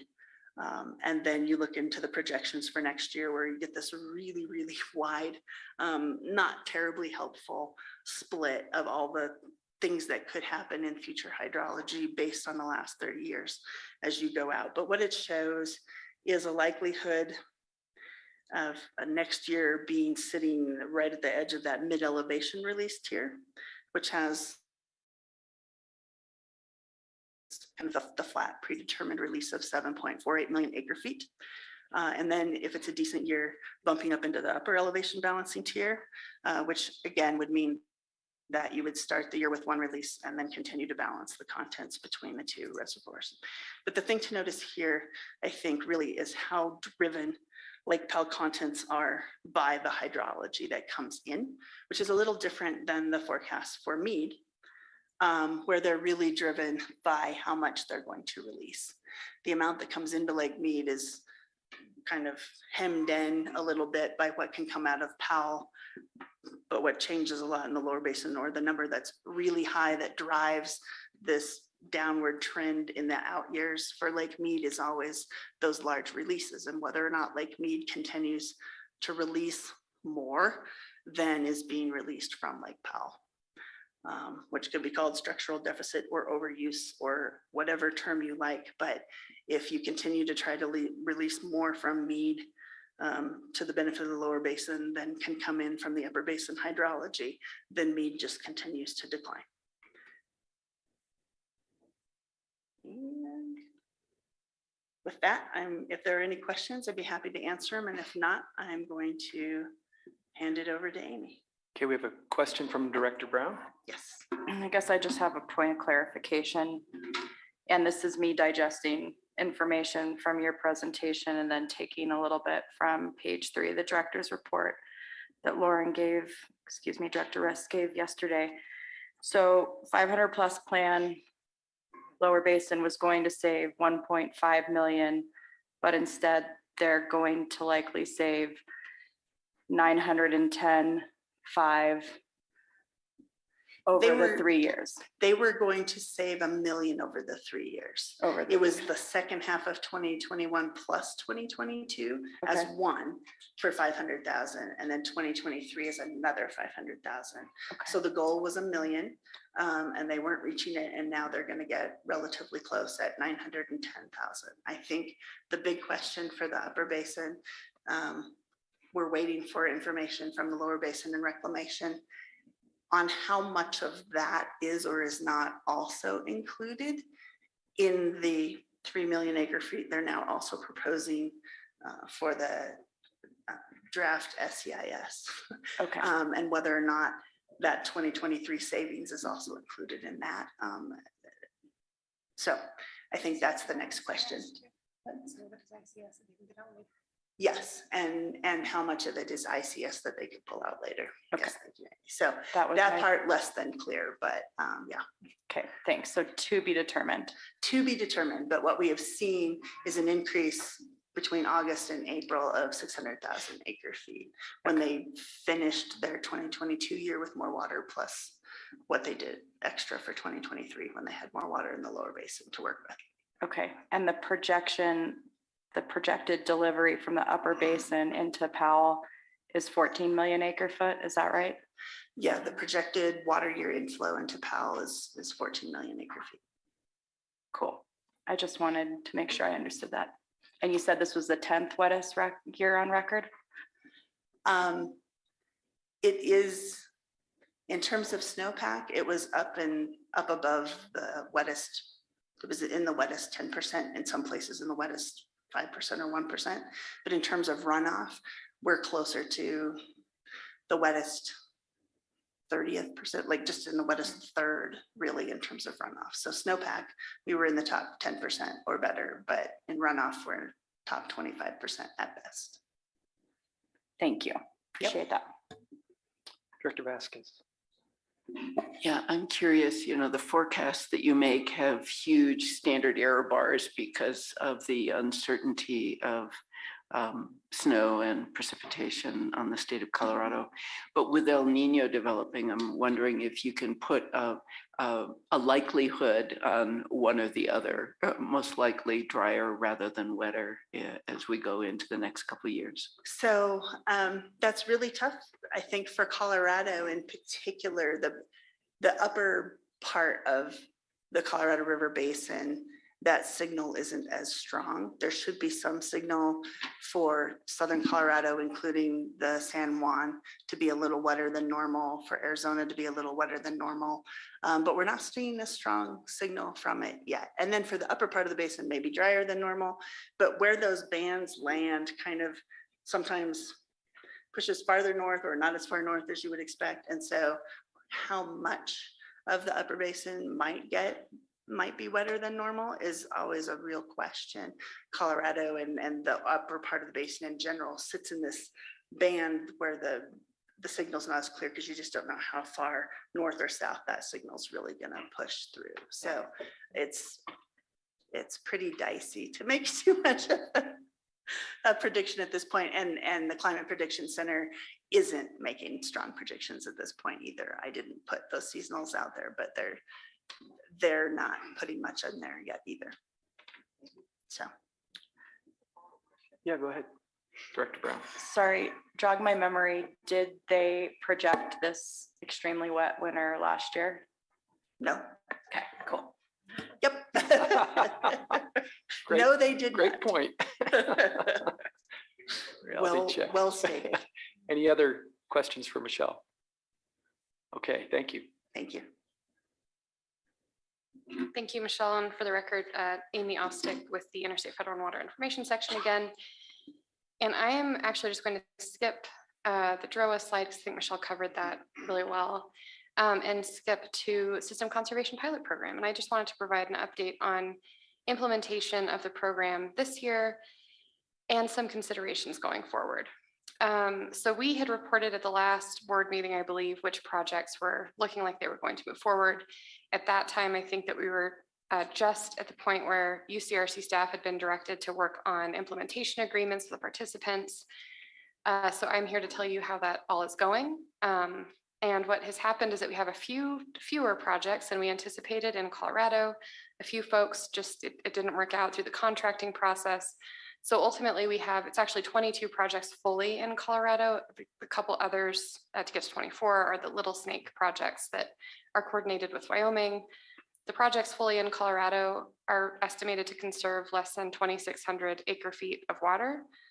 So that's where we stand in terms of SCPP projects moving forward. The implementation agreements, we call them SCIA, System Conservation Implementation Agreements, have all been posted on our website. They are redacted to not include personal identifying information, but those are all up and available. And I would encourage anyone who has a question about any of them or any of that, just to get in touch directly and we can talk about it. So what comes next? Well, implementation of these agreements, site visits, verification, and analysis of conserved consumptive use. Then looking forward, there's the open question of whether SCPP should be implemented for another year. As a reminder, we have the federal reauthorization through fall of 2024. That doesn't mean it has to move forward for another year. And so the effort right now that UCRC is working on is compiling lessons learned from the first go around, seeing what went well, what didn't. So UCRC staff is working on talking to folks across the state about this. You all will probably be getting a call as well. So something to look forward to. And this will all come together in a lessons learned compilation in August. A few things that we've heard in many cases from you all and from others. First, again, this critical timing issue of any conservation program like this, we need to do it earlier. We were in a bit of a bind this time around because we didn't have the federal reauthorization until December. So we couldn't actually move forward with setting up the program until December, putting out the RFP, getting proposals. That put us in a really difficult spot. If we're going to do it again, we have the opportunity this time to start much earlier. So that's something I think we know for certain is that we need to start earlier. Second, clear, transparent communication is important. We, did have a list of criteria that were used to evaluate proposals. They were on the UCRC's website, but recognizing that in some cases, we just need to print that off, bring it places, make sure that we're communicating very directly about what the process is, what the criteria are, how proposals would be considered. and also clarity about roles and responsibilities, who's doing what, what's the process for approvals, things like that. And finally, I love that Michelle added this. I didn't have this bullet on the slide initially, and I was like, how did I miss that one? Increased understanding of resources required, which is a really nice way of saying it was a lot of work for a lot of us. So understanding that better going forward, and especially relative to the amount of water conserved, it was a lot of work for a lot of different reasons, but having a good understanding of that cost benefit analysis, I think is pretty important. So these are the things that we're thinking about, but look forward to some future discussions with you all about all of these things as well. Now I'm going to move to the draft supplemental EIS process, and I actually don't think there's a lot of new information to share here. I think you're all aware that in May, the lower division states put forward this proposal to conserve 3 million acre feet of water. One thing I want to be clear about, that I have been clear about every time I talk about it, is that this was not an agreement among the basin states. It got misconstrued in the news that there was a historic, amazing deal reached among the Colorado River Basin states, and that's not what had happened. What we did agree to is that Reclamation should analyze that proposal. We need more information, right? We need to, just as Michelle was discussing, we need to understand how this water would be conserved, where it's coming from, how that's going to be tracked, a whole lot more information. So we agreed it would be good to analyze it, to get more information, to have Reclamation look at how that would perform. So that's the request that was made. And what we anticipate is a revised draft SEIS coming out, analyzing that lower basin proposal.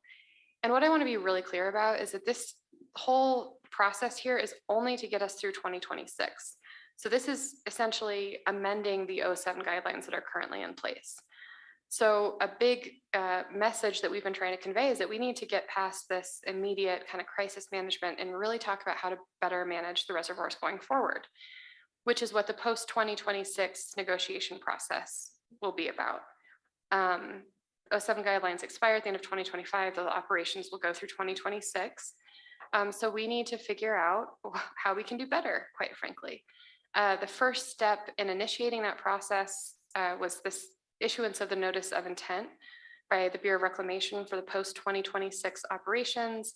They put this out in June. And like I said, it's really just the first step of a longer process to analyze alternatives for how the reservoir should be managed going forward. So the comment deadline on this notice of intent is August 15th. Commissioner Mitchell is talking to the other basin states about potential areas of agreement on all this, and really thinking about what Colorado's comments should look like. But what I want to highlight is that we have really been shifting our focus to forward-looking operations, post-2026 operations. And based on discussions had across the state with this board, and just realities and physics and things like that, Commissioner Mitchell has developed this list of priorities. So in terms of looking at a potential comment letter for the notice of intent, in terms of what our goals are going into these negotiations and what our priorities really are, this is meant to be what our guiding principles will be, quite frankly. So I just wanted to go over a few of them. First, acknowledgement that we are facing a drier but also more variable future. I think this year has really highlighted that we need to be prepared for really anything and have the flexibility to manage the system in times of plenty and also in times of shortage.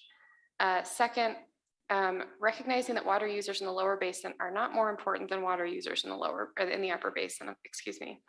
And this really ties into number 3, that the lower basin's overuse of the system, coupled with the operation of the 07 guidelines, has allowed the entire system to be driven into crisis. And we can't allow that anymore. We can't allow the lower basin's overuse to put our reservoirs and our water uses at risk. That will be critically important going into the next set of negotiations. And relatedly, defending against attempts at compact administration in the upper basin states. We use significantly less than our apportionment up here. So we need to be very clear that we are not an imminent risk of compact administration, and we should defend against any attempts to suggest that we are. Next, operating Lake Powell and Lake Mead to respond to actual hydrology and protect storage. We can't have a system that is again, allowed to be driven into crisis by the decision to overuse in one part of the basin at the expense of other parts of the basin. Finally, preserving federal reserved water rights for tribal nations. I think there are two key components here.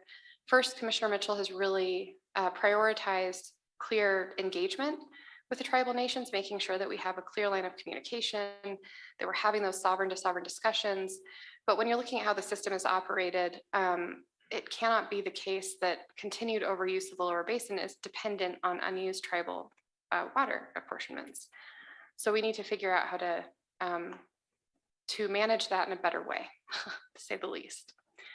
So these are the priorities that we're really focused on. And I want to kind of frame up a presentation you'll hear after lunch from Emily Zemak on my team and Katie Weeman, CWCB's communications director, about how we're planning on getting this message out into the world, what our strategies are for that, and how you all can be a part of that. So that's what you will hear next. And I think that might be my last, this I guess is my last slide. So just the immediate next step, just so you know, we do expect a revised draft SEIS coming, and then the comments on the post 2026 a notice of intent are due August 15th. And I would encourage any of you that have thoughts on that to talk to Commissioner Mitchell about what we're working on there. So that truly is my last slide. Thank you, Amy. Are there any questions for her, Director Vasquez? Clearly, I haven't been involved in this being a new member of the board, but this is a very high level and perhaps dumb question. So the compact was illogical from the beginning because it divided up actual acre feet of water, not respecting the hydrology of the river. Yet the new rulemaking hopefully will acknowledge the hydrology of the river. How do you set rules under a compact that is already not logical? Thank you, Director Vasquez. And I'm sorry, but I'm going to push back on you just a little bit in one way, which is that the compact, we believe, remains critically important for Colorado for a key reason that it gives us equal apportionments on the river. So it gives the upper basin the equal apportionment of 7.5 million acre feet that it does the lower basin of 7.5 million acre feet. In reality, we use 3.5 to 4.5 million acre feet of water a year. The lower basin uses more like 10. So that's not very fair. The numbers that you see in the compact can be really distracting. But if you read the minutes to the compact, what we think that really bears out is that the intent was to divide the river equally. And that's what we have to keep in mind. And that's the compact is what gives us that protection in perpetuity. It's what says California, for example, doesn't have priority over us. So there are a number of other agreements layered on top of the compacts that are meant to address exactly what you were talking about. The reality is we don't have that much water and we have to figure out how to adapt. And so what we would say is that the compact has to remain the foundational element of the law of the river. We're not renegotiating it. It will remain in place. But we have to figure out how to respond to actual hydrology. And that comes into play with both the reservoir operations and also the uses across the basin. So lower basin overuse has to stop. And we have to remember that guarantee that we should be treated equally under the compact and figure out a way to effectuate that. Any other questions? Okay. Oh, Director Brown. I just was curious if the other upper basin states are sharing their, I think you called SKIAs, with the public. Thanks, Director Brown. That was a great question, and they are not. The other upper division states have decided that they want to opt on the side of protecting, frankly, their water users' information, and decided for their own reasons that they're not doing that at this time. So Colorado SKIAs are the only ones that are available right now. Thanks. Okay, any other questions for Amy? All right. Oh, Director Boucher. Thanks, Chairman Felt. I just always have to say thanks to Amy and Michelle for that portion of the board meeting. I always appreciate the deep dive into issues with the Colorado River. So thank you. Happy to do it. Okay. Thank you, Amy. I know we're scheduled for lunch. We do have one additional item to deal with right before lunch here that's not on the agenda, and I would ask Commissioner Mitchell to meet me up at the podium.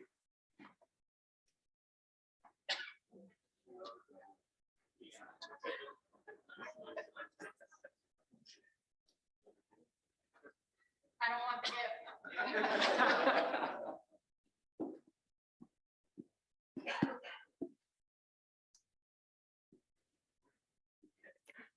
So I think if you were a Colorado resident, you'd have to be living in a cave right now to not have been reminded that eras is a way of dividing time. And that's for you, Amy. Taylor Swift reference. Yeah. And so we want to take a few minutes as a board to just commemorate the Becky Mitchell era at Colorado Water Conservation Board. After lunch, we're going to be taking a major step towards the beginning of a new era. We're, I think, very happy that this era is not coming to a sudden close because we have the same person continuing on in a vital role as our Upper Colorado River Commissioner. But a few thoughts about Becky Mitchell and this era. I'm not going to go into your personal life except to say that I think this theme that I've identified recently in recent years about finding inspiration in adversity is absolutely represented in your personal life. But what we're also here to talk about is your professional life. And at the happy hour with the staff a few weeks back, I mentioned this yesterday, but I thought Kirk Russell did a really nice job of pointing out how, I think the term he used was splintered, how kind of splintered the agency was when you took over. And the amount of sort of nurturing care, frankly, love that you spread around to help heal those wounds and ultimately to really strengthen both the individuals and the collective agency itself. That's remarkable. What's even more remarkable to me is that the same person who can display those incredible traits is also probably the fiercest water warrior this state may have ever had, certainly in quite some time. How you reconcile those two traits, I think in the abstract is nearly impossible, but in the real world that we're in today, it's right here. This is it. And so, Viola, if you would, we did want to just memorialize this moment with something tangible to go with your tangible nature. And so we have this beautiful award with thanks to, well, I got to get closer. With thanks to Rebecca Mitchell, Executive Director of Colorado Water Conservation Board 2018 to 2023, Finding Inspiration in Adversity. So thank you so much for what you've done for this agency and this state and all of us. And while you compose yourself, if anybody has anything they'd like to add, please do, and then I'll turn it over to Director Brown, making a move. I'll just say thank you. In the words of Michelle Obama, thanks for going high all the time. I must be hard to always choose the high road, but I've never seen you not do it. So thank you. Anybody else? Yes, Director Cloud. I also don't want to get emotional, 'cause I'm like Becky. But Becky truly is a warrior. She is been, like you said, the fiercest warrior in the room, and I think in the entire basin. She is the reason why I'm here. And so I'm very, very grateful. She's the reason I'm here too, honestly. Anybody else? Yeah, Scott, and then Director Ryan. Thank you. Becky, I'll say that the love and care that Director Felt talked about, Chairman Felt talked about, also extends to each of us on this board. And I've felt that, and thank you. And I'll also say you should be incredibly proud. As Chairman Felt said, you turned the train on the Bureau of Reclamation and got them to pay attention to the lower basin. That is an amazing accomplishment. And I'm proud of you for that, and I hope that you are equally proud. Director Murray. Becky, not Director Mitchell, Becky, I'll just say that as a co-director, remember you and I were appointed within about a week of each other. And during that entire time, we've been supportive of each other in many ways that I won't mention now, but thank you for that. Anybody else? Oh, we got somebody online? Who is, I can't see. Oh, Director Boucher? Yeah, thanks, Chairman Felt. Becky, you are my greatest water mentor. I always appreciate your leadership. You're the only reason that I'm on this board as well.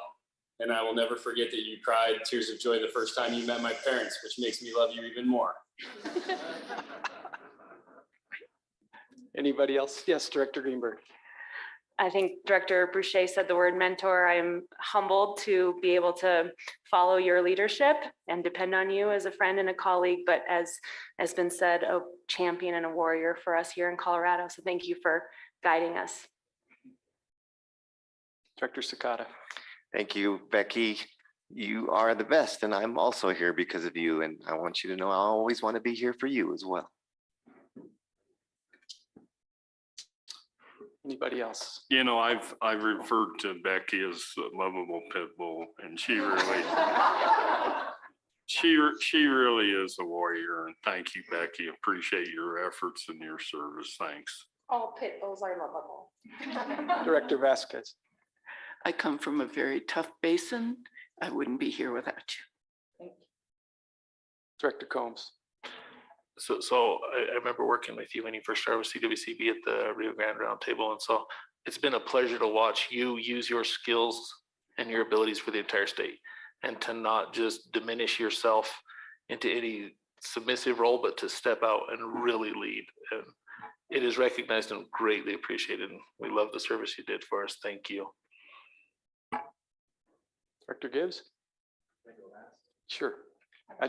Is there anybody else online? I can't see it. Okay. I don't know how much more I can handle. Okay. Director Gibbs? Great. Thank you, Mr. Chairman. You all know David Letterman, right? I gave a top 10 list recently, and there are folks like under 20, and they're like, who's David Letterman? But you all know he has a top 10, right? So Amy, Kelly, Becky, I want to just share with you my top 10 list that some folks helped me with is on why we love Becky. Number one on why we love Becky. Becky brought the state and staff together in unprecedented consensus around the water plan in 2015 and again in the update in 2023. This highlights her ability to bring people together even when the discussions are hard. Number two on why we love Becky. Becky creates a positive culture wherever she goes. She certainly was instrumental in shifting CWCB's culture when she became director to one that was more collaborative and inclusive and fun, of course. During the pandemic, in fact, Becky was probably the most influential leader in the state in finding ways for CWCB staff to agree to one another in and outside the work. She was constantly trying to figure out how to connect people, which was so important. And if you ask staff, that was instrumental in everyone's mental health. So thank you. Number three on 10 reasons why we love Becky. Though she is kind and collaborative, Becky also is tough and doesn't back down. Rumor has it that lower basin states try to schedule their meetings around Becky when she can't be there. They know she's relentless. Number four on why we love Becky. Becky is as relentless on the soccer field as she is with Basin State meetings. I know that, I don't know where she finds time and energy given her day job, but I know that she's a beast on the field. She's also a killer stand-up paddleboarder, and she always loves bringing people with her along with her paddles and always lending a board to anyone that wants to come with you. So that's really cool. Number five on why we love Becky. Becky does the best impression of a pig when she laughs. I just don't know how she does it, but she can do it. It's amazing. Number 6 on why we love Becky. Becky always keeps things in perspective. She's the first person to be there for a staff member in need, to send flowers when someone's dog dies, and to remind people that they must make space in their own lives. It's amazing, Becky. Number 7 on why we love Becky. She's the best, most aggressive dancer you've ever seen.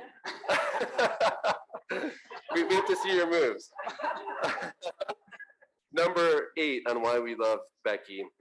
She always makes sure that there's a seat at the table for everyone in both the high stakes negotiations and around the dinner table. Number 9 on why we love Becky. She is a passionate advocate for the things that she believes in outside of work and for the state of Colorado and for all the water users. Number 10, the grand finale on why we love Becky. We are grateful for her leadership, her passion, her knowledge. While she focuses on big water issues, you will always be a part of the CWCB family. Thank you, Becky.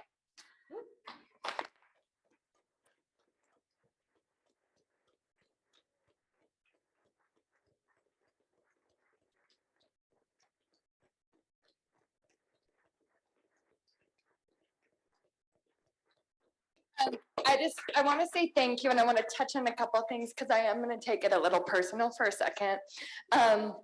Just so you know, Director Brown, I often refer to my mother's advice because I think those are the words to live by most days.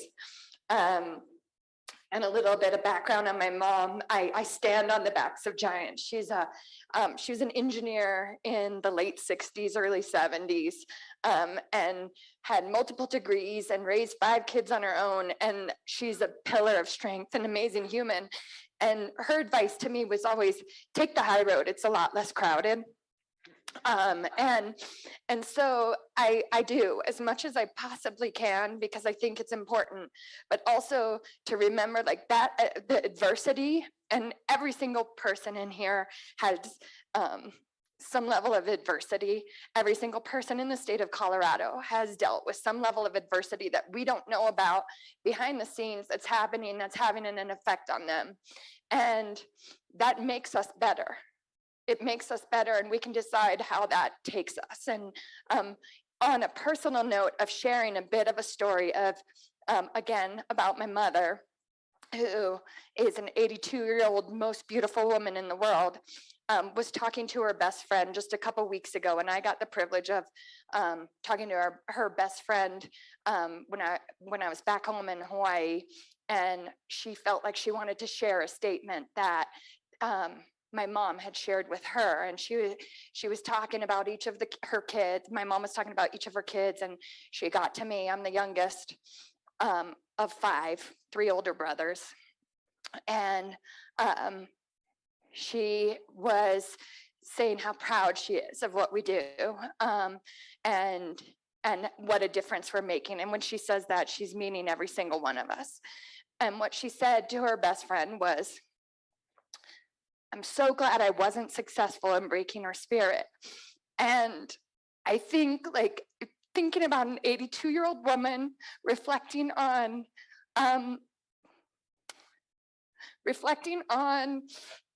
maybe mistakes that she had made, and ways to be better, but recognizing that we had to be cutting edge.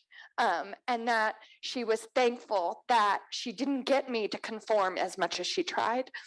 She didn't get me to conform to the societal norms, to fit in, to do what was what people expected, because we wouldn't be able to make differences if we did what was expected of us.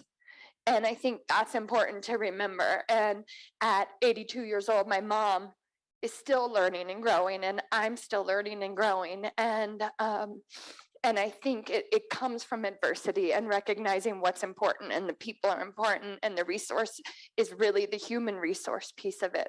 We don't get anything done without that. So I thank you. There's no greater honor than serving the state.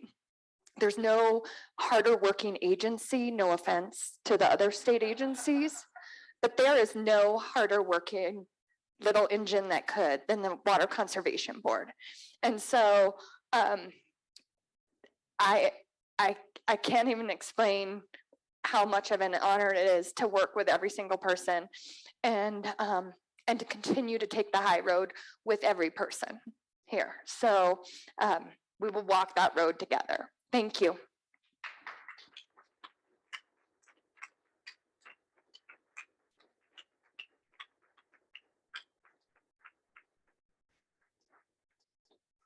Thank you, Becky. Congratulations. And let's go get something to eat. And let's get back here at 1 o'clock so we can catch up a little bit. Recording Got stopped. 40 minutes.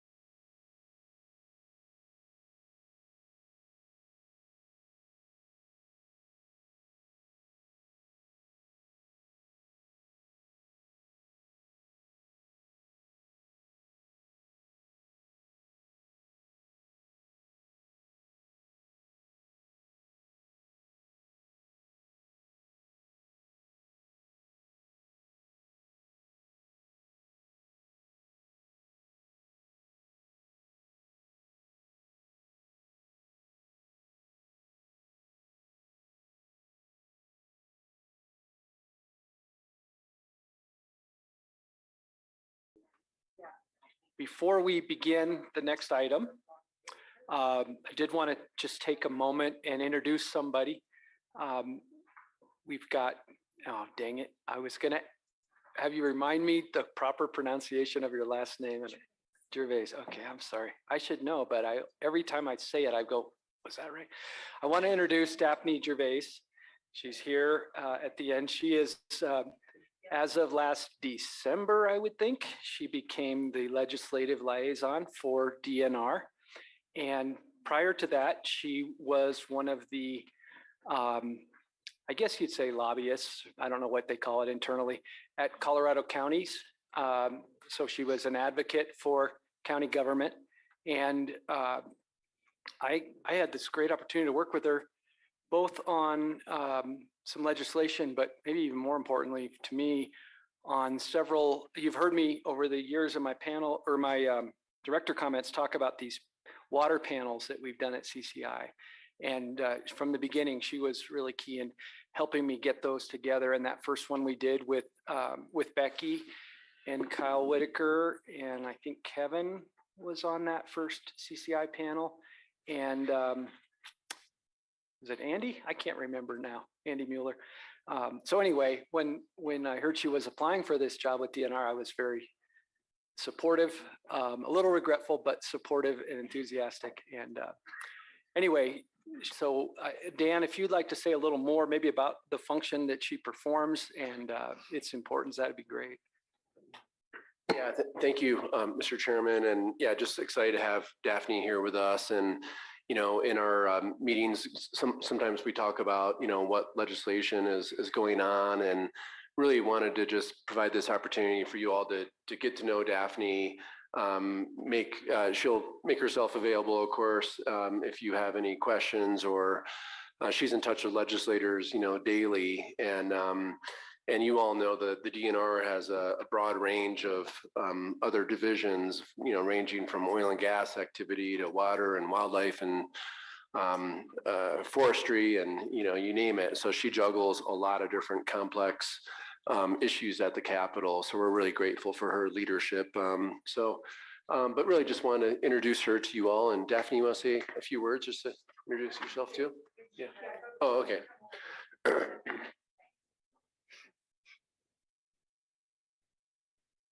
To everybody, thank you so much for having me here today. I'm so glad that I could be in Crested Butte and joining you.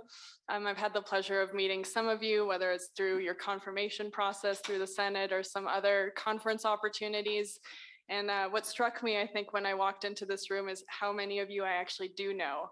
And I feel like I am in the exact spot that I want to be with my career, and being able to actually be in this room with so many decision makers and experts is truly incredible to me. So to the extent I can be a resource to you, I would be more than happy to. If you're wondering what's going on with a bill, or, you know, just curious how a policy is developing at the Capitol, I'm happy to provide information to the extent that I'm able to. So don't hesitate to reach out, and I look forward to getting to connect with all of you more than I've already had the chance to do. So thanks again. Thank you, Daphne, and welcome. Okay, with that, let's go to item 18, Colorado River Communications and Outreach with Emily.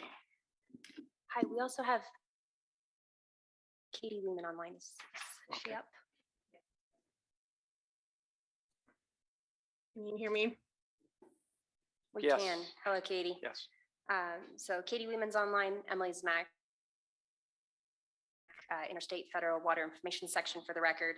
And today we're presenting on agenda item 18, Colorado River Communications and Outreach. Katie, I have a clicker here, so just let me know when or if I can advance the slides for you. Okay, sounds great. Hi, everybody. For the record, Katie Lehman, Marketing and Communications Director in the Admin and Operations section. I'm happy to speak with you all virtually today. Sorry, I couldn't be there in person. And I will say, I don't think there's any way Emily and I could top that amazing tribute to Becky before lunch. So feel free to lower your expectations for this agenda item. Hi, everyone. Again, my name is Katie, and just a little bit about my role as a CWCB communicator. I coordinate all media requests for the agency, distribute press releases, newsletters, announcements, other campaigns, run our social media accounts, and create our annually updated strategic communications plan, which I likely will present to you in much more detail in a future meeting. Someone mowing the lawn very loud outside, FYI. And I'm also the Cora custodian for the agency. So I just wanted to take a few minutes before Emily dives into Colorado River communications to just reintroduce myself and remind/encourage you all to use me as a resource to support your work on the board, because in addition to serving all of our staff here at CWCB, I'm also here to help you as board members. So whether that's with wrangling media requests or developing talking points for speaking engagements or presentations or whatnot, or just spreading the word about important things that you're working on. So here is my contact info. Feel free to reach out at any point. You can advance slide, Emily. Cool. So here are just some of the communications products that I use to spread the word about our mission and our message, and to just celebrate our successes and highlight opportunities or calls to action, etc. So we have the Splash, which is a monthly newsletter. And that goes out the last business day of every month, and that spotlights news hits from that month as well as community impact. It's sort of a mosaic of all the ways that we made a splash that particular month. And then we have both an internal and an external newsletter. These alternate months, so each one goes out every other month, so they alternate. And we have on our internal newsletter that goes out to staff, and then I will often do a board version of that newsletter with information that's relevant to you all. And then we have our external newsletter that currently goes out to 2,800 contacts. So that includes everyone from water users to media, stakeholders, and the public. And then we also have social media. So we have right now we have a Twitter, Facebook, Instagram, YouTube, and LinkedIn, and I share about events, news hits, workshops, opportunities, etc. But we also have a few targeted social media series that we have either recently launched or will be launching soon. So one of them that went out recently was Project Spotlights. So this is a way for us to really celebrate a project funded or supported by CWCB, highlighting the impact or the progress of that project. And then the other one that we'll be launching very soon that I will need everyone's help on is Humans of CWCB. So this series will really feature all the people of the agency, from staff to leadership to administration, from all sections, as well as board members, to really kind of highlight the humans that make up the agency. So this will consist of a mix of both fun and serious questions, along with a fun photo of you. And all you need to do is fill out a Google form. So I'll share that with you at some point soon. And that I turn that into a short, engaging Q&A for social media. So this really fits along with the themes in our communications plan to really humanize our agency and highlight what makes each of you unique and what everyone brings to the table. So with that said, I really welcome all of your photos or event appearances, news hits that maybe you were featured in, to include these products, you know, in any of these series, or to have them on file for future efforts. So that really helps me with the messaging for our agency, and kind of helps me to uplift everything that we do and foster like a greater conversation surrounding CWCB and our goals, and to support partnerships and community and highlight our impact. So send me what you can. I will likely follow up with an email either today or tomorrow, so that you have my contact info handy. I can share that Google form with you. And if anyone else is also on social media, feel free to share your handles with me, and we can kind of continue the conversation. So unless there are any questions, I can turn it back to Emily. Emily? All right, thank you, Katie. Katie's only been in her role for a handful of months, but you would not know that. She jumped in very quickly and we're lucky to have her on the team. In my role, I work with Katie quite closely to ensure that we're providing accurate and timely information on Colorado River issues. And today I'd like to update you on that outreach, specifically what we're trying to accomplish, what we're communicating, upcoming outreach, and then finally the Colorado River Toolkit that we've compiled as a resource for all of you. Earlier this year, we defined our Colorado River outreach goals, which help us decide how to prioritize resources and people. We don't have unlimited resources or people, so having goals narrows and refocuses our efforts. Our first goal is to update water users about interstate Colorado River matters and also to show how CWCB is protecting Colorado's interests. This includes things like simplifying complex negotiations, for example, using accessible language and providing regular updates. Our second goal is to consult with stakeholders to build support, exchange information, and address concerns. We tried to get together with different groups that represent water users from around the state, and provide monthly talking points to critical partners, as well as being present with the IBCC and the Basin Roundtables. And then our third goal is to utilize the CWCB website as a central location for Colorado River related resources. Katie specifically has really driven this effort, and she makes sure that our Commissioner's Corner is up to date, that we've got social media posts that are relevant to the topics at hand, and that we're posting information that matters to people interested in the Colorado River, including upcoming public meetings or timeline for process, things like that. Our communications and outreach strategy has pivoted with the official process for the post-2026 negotiations, which was announced by the federal government last month. And we're emphasizing Commissioner Mitchell's principles because anyone interested in sustainable solutions and operations should be able to support these. This list is the foundation for our communications about the post-2026 negotiations. Amy covered these bullets in a fair bit of detail in her presentation, so I'll just skim the themes, which include acknowledging climate change, emphasizing that lower basin water users are not more important than upper basin water users, preventing overuse, defending against attempts at compact curtailment, as well as operating Lake Powell and Lake Mead to respond to real-world hydrology, preserving federal reserved water rights for tribal nations, complying with federal environmental law, and advancing coordination between the United States and Mexico.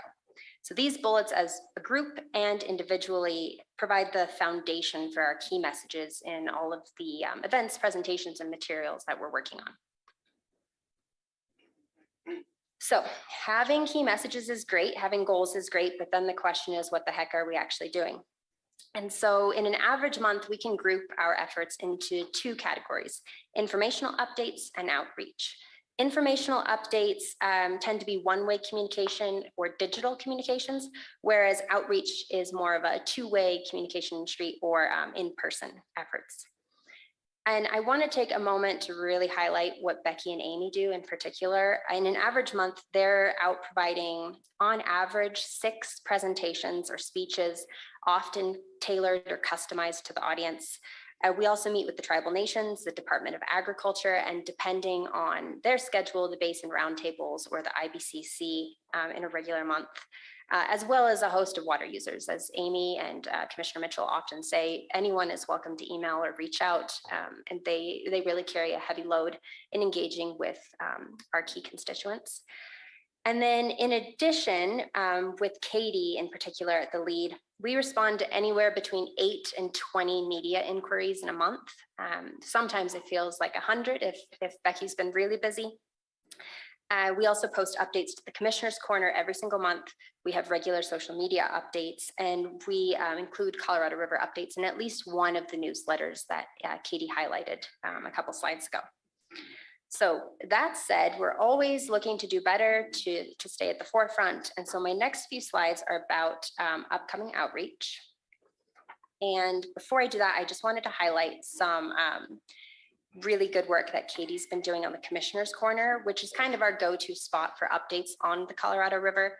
I can't scroll with you in the PowerPoint, but I encourage you to check it out because Katie's improvements include an embedded window for tweets from the commissioner's account, a link to request speaking engagements or a media interview, a link to the Engage CWCB page where water users or just concerned citizens can leave comments for the commissioner, and then drop down accordions. They're boxes with topics ranging from recent announcements to DROA to the timeline for the post-2026 negotiations. We keep the Commissioner's Corner updated every month, like I mentioned, and we aim for kind of a Wikipedia style or a blog style. So you'll get more information than you'd find in a tweet and less information than you'd find in a news article. And we aim for that accessible balance. All right, next month, our next big outreach event is the Summer Colorado Water Congress Conference in Steamboat. And with Becky's transition to the executive director's office, the new positions that are coming online throughout DNR, and the many federal processes that are happening all at once, we really want to make sure that we're communicating those changes and soliciting feedback from water users. And we're also hoping to unveil a new infographic video that will illustrate how the 07 guidelines and current operations have affected the Colorado River system. And then the Basin Roundtable Tour. I think we could also call this the Director Cicada model, but we are aiming to, between July 31st and October 26th, visit each of the Basin Roundtables, ideally in person. Scheduling's been a little bit slippery, but we have tentatively scheduled ourselves 1 hour on the vast majority of the Basin Roundtable's agendas. And in partnership with our attorneys at the Attorney General's office, we're hoping to deliver presentations that cover basics of the law of the river, updates on the Colorado River Basin, and then ways that the roundtables can both support the commissioner and stay engaged. We also recognize that it's really important that we're accessible, that we're building relationships, and that we're available to answer questions that people might have. And so we're hoping that the Basin Roundtable Tour is just the first step of working on that. If you have questions about the tour, feel free to reach out and we'll keep you in the loop on our plans in your basin. All right, and that brings me to the final part of our presentation, and that is the Colorado River Board Toolkit, which we're hoping will be a helpful one-stop shop for all of you when you're engaging with people in your basins about the Colorado River. So the toolkit is meant to be flexible and diverse. Just like you probably wouldn't use all the tools in your toolkit on a construction project, everything in this toolkit might not be relevant in any one situation, but it's meant to be dynamic, and we're happy to tailor it to your specific needs. Currently, we've provided a list of talking points, which we'll work to update monthly, just to keep you appraised of all of the activities going on the Colorado River. And then we've also added resources that we tend to share the most. So these include the Where the Water Flows Colorado River infographic, a slide deck with different graphs and charts and graphics, our FAQs document, our frequently asked questions, the key messages for the post-2026 negotiations that both Amy and I covered a little bit earlier. And I added a wallet-sized and printable QR code that goes directly to the Commissioner's Corner. So you can just flash that around every time people are interested in the Colorado River. Like I said, it's meant to be a dynamic resource. So if it's not working for you or if there's a gap, please just let us know. All right, and then the application of the toolkit. So many of you, some of you will remember the demand management toolkit that we put together during the demand management feasibility investigation in 2021, back when I was a consultant. And that was meant to support the board when answering tough questions or preparing for events tied to demand management. And this is very similar. We envision it's probably going to be most useful when you're out and about at events in your basin, when different entities or organizations in your basin have questions about the Colorado River, or when you're preparing for events. All of the content in the toolkit is meant to be communicated, so feel free to lean on that. Accessing the toolkit itself requires your state.co.us email address, or it requires you to click the link that was in your board memo and then request access, and I'll be able to grant you access for whatever reason. That's just how the Google system's working. I can't make it more accessible than that. If you can't access the toolkit, no worries, let me know and we'll either troubleshoot it with IT or I'll just email you the attachments in an email. And with that, I just wanted to quickly note that we're hopeful for some increased capacity around Colorado River communications. The recent Colorado River staffing package that the General Assembly passed and the governor signed included a communications specialist that will be housed in the executive director's office. Timelines with hiring are somewhat out of our control, but we are looking forward to that person when they're able to join the team. So with that, thank you for your time. Katie's online as well to answer any questions or take any comments that you might have. Thank you, Emily. And I would comment, I got the email and went to the link and I was really fired up by the materials. I mean, I think you two have done a great job of kind of pulling that stuff together. And it just, I think, goes hand in hand with our support for Becky in her new full-time role. And yeah, great job. Are there any questions? Or yeah, Director Vasquez. Since I didn't get the packet, can I give you my email? Yes, absolutely. I'll get it to you after the meeting. Okay, perfect. Other questions or comments? I encourage you all just to check it out so you're familiar with it, and probably each have our different application potentially. But okay. Oh yes, Director Sakata. Yeah, thank you, Mr. Chair. Emily, and is it of any value if we see an event that has something related to Colorado River to let you guys know? I mean, like, for example, maybe the Basin Roundtables are going to be trying to get updates on the Drought Task Force. It might be good to be there to monitor what's going on there. I mean, there may be other events going on. Is that of any value for us to let you guys know? Absolutely, yeah. And I should give a big shout out to Jeff Rodriguez, who is our Basin Roundtable coordinator, and he tries to stay on top of that.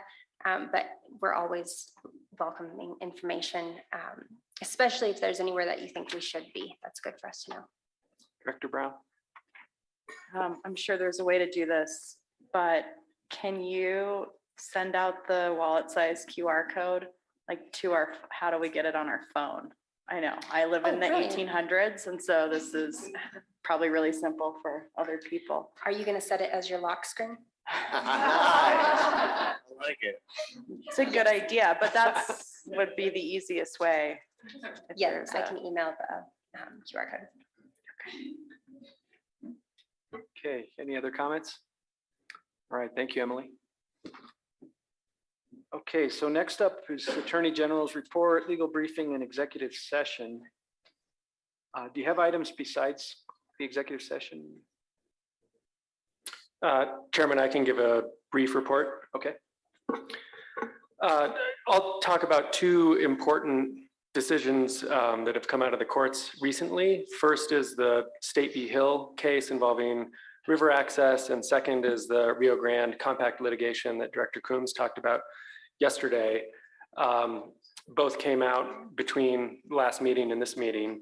So in the State v. Hill decision, you might remember this was a dispute between a fisherman and a landowner. The fisherman sued the landowner to say, you landowner can't exclude me because I think the state actually owns the land underlying the riverbed. This fisherman was trying to wade up the river. Said, I think the state owns that land because the river, in my estimation, was navigable for title when the state became a state in 1876. So we became involved in that litigation. The claims, the specific legal claims were that the fisherman wanted the court to declare that the state actually held title. So he was asking the court to say that the state, not the landowner, holds title to the riverbed, and then to also get a declaration that the landowner couldn't exclude him because the state owned title. So the Court of Appeals said fisherman can't quiet title on someone else's behalf. He has to have his own interest in the land to be able to quiet title. You can't say of your neighbor's land, hey, my neighbor doesn't own that piece of property. The neighbor to the south does. You have to have your own interest that you're asserting, and this fisherman didn't. But then the Court of Appeals interestingly said the fisherman could still get a declaration that the fisherman couldn't exclude him because the state owns the land. And we said, that's the same issue. So that's what we appealed to the Colorado Supreme Court. Colorado Supreme Court said, because he doesn't have an interest in the quiet title action, he's not asserting his own interest in the case here, he also can't get that declaration. So didn't have standing to bring that declaratory judgment action. The case is now finished. It has gone back down to the Court of Appeals and the state court where the case has been dismissed. So that one is finished. If anyone has questions, I'm happy to answer them, or I'll go talk about the compact litigation. Any questions on that? In the Rio Grande compact litigation, this is a case where originally Texas sued New Mexico over largely its operation of wells below Elephant Butte Reservoir.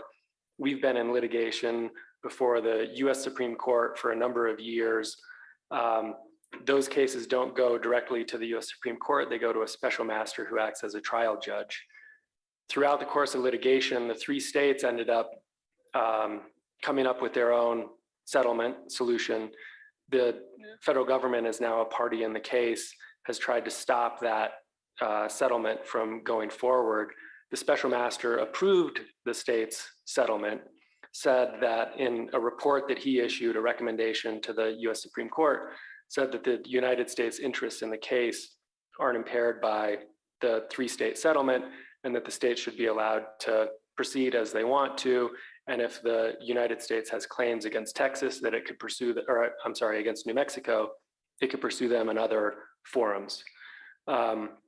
So now we are waiting to see whether there's a possibility that the United States could file exceptions to that report. And that would go up to briefing and likely oral argument in front of the US Supreme Court. No firm deadlines on when that is to occur, but we expect it to be about mid-August when we'll find out if the United States will file exceptions. Yes, Director Vasquez. And what is the federal interest that is causing them to take this action? That is a central question. Not entirely clear, but the federal government operates reservoirs and has contracts for downstream water users from those reservoirs.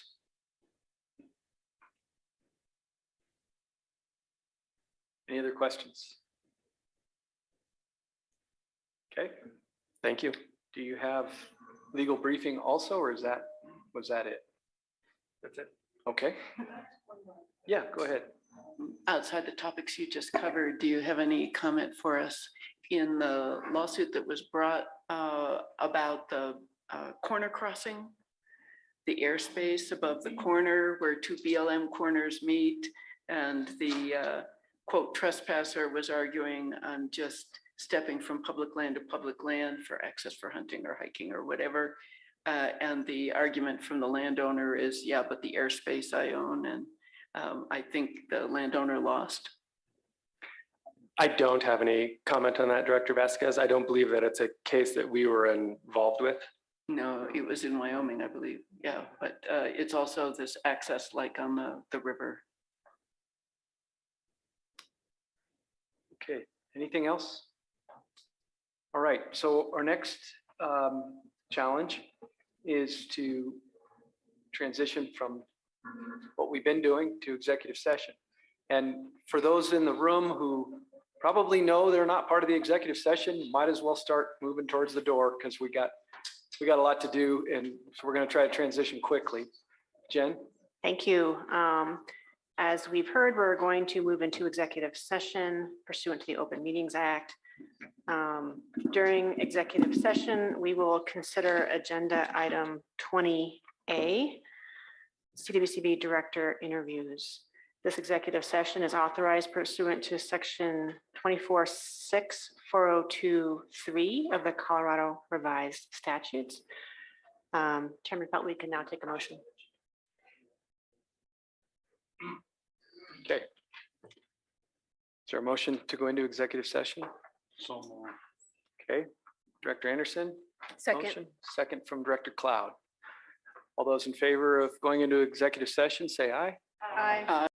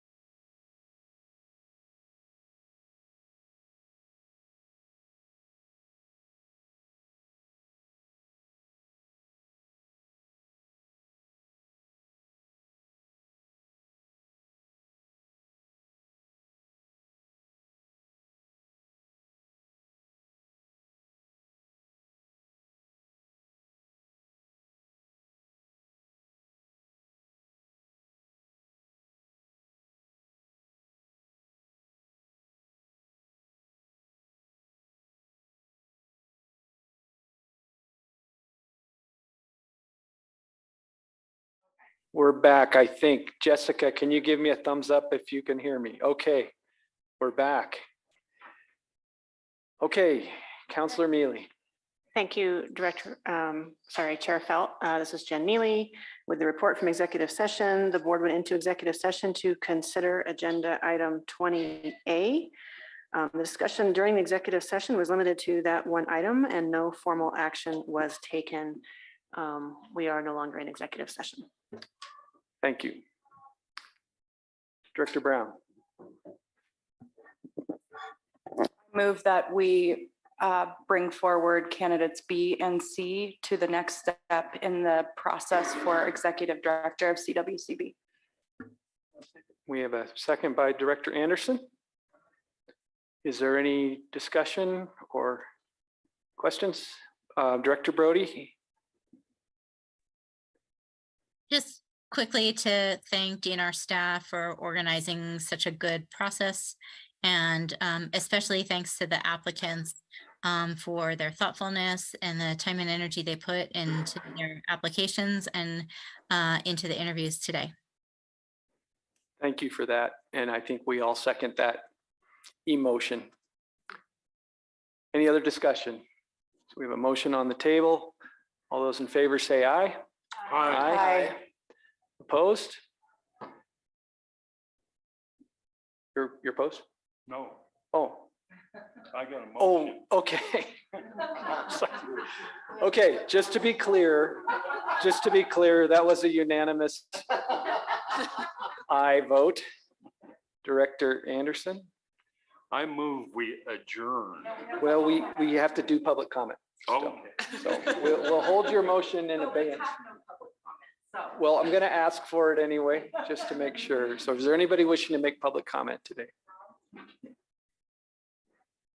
All right, seeing and hearing none. Director Anderson. I move we adjourn. I second. Okay, motion by Director Anderson, second by Director Vasquez to adjourn. All those in favor say aye.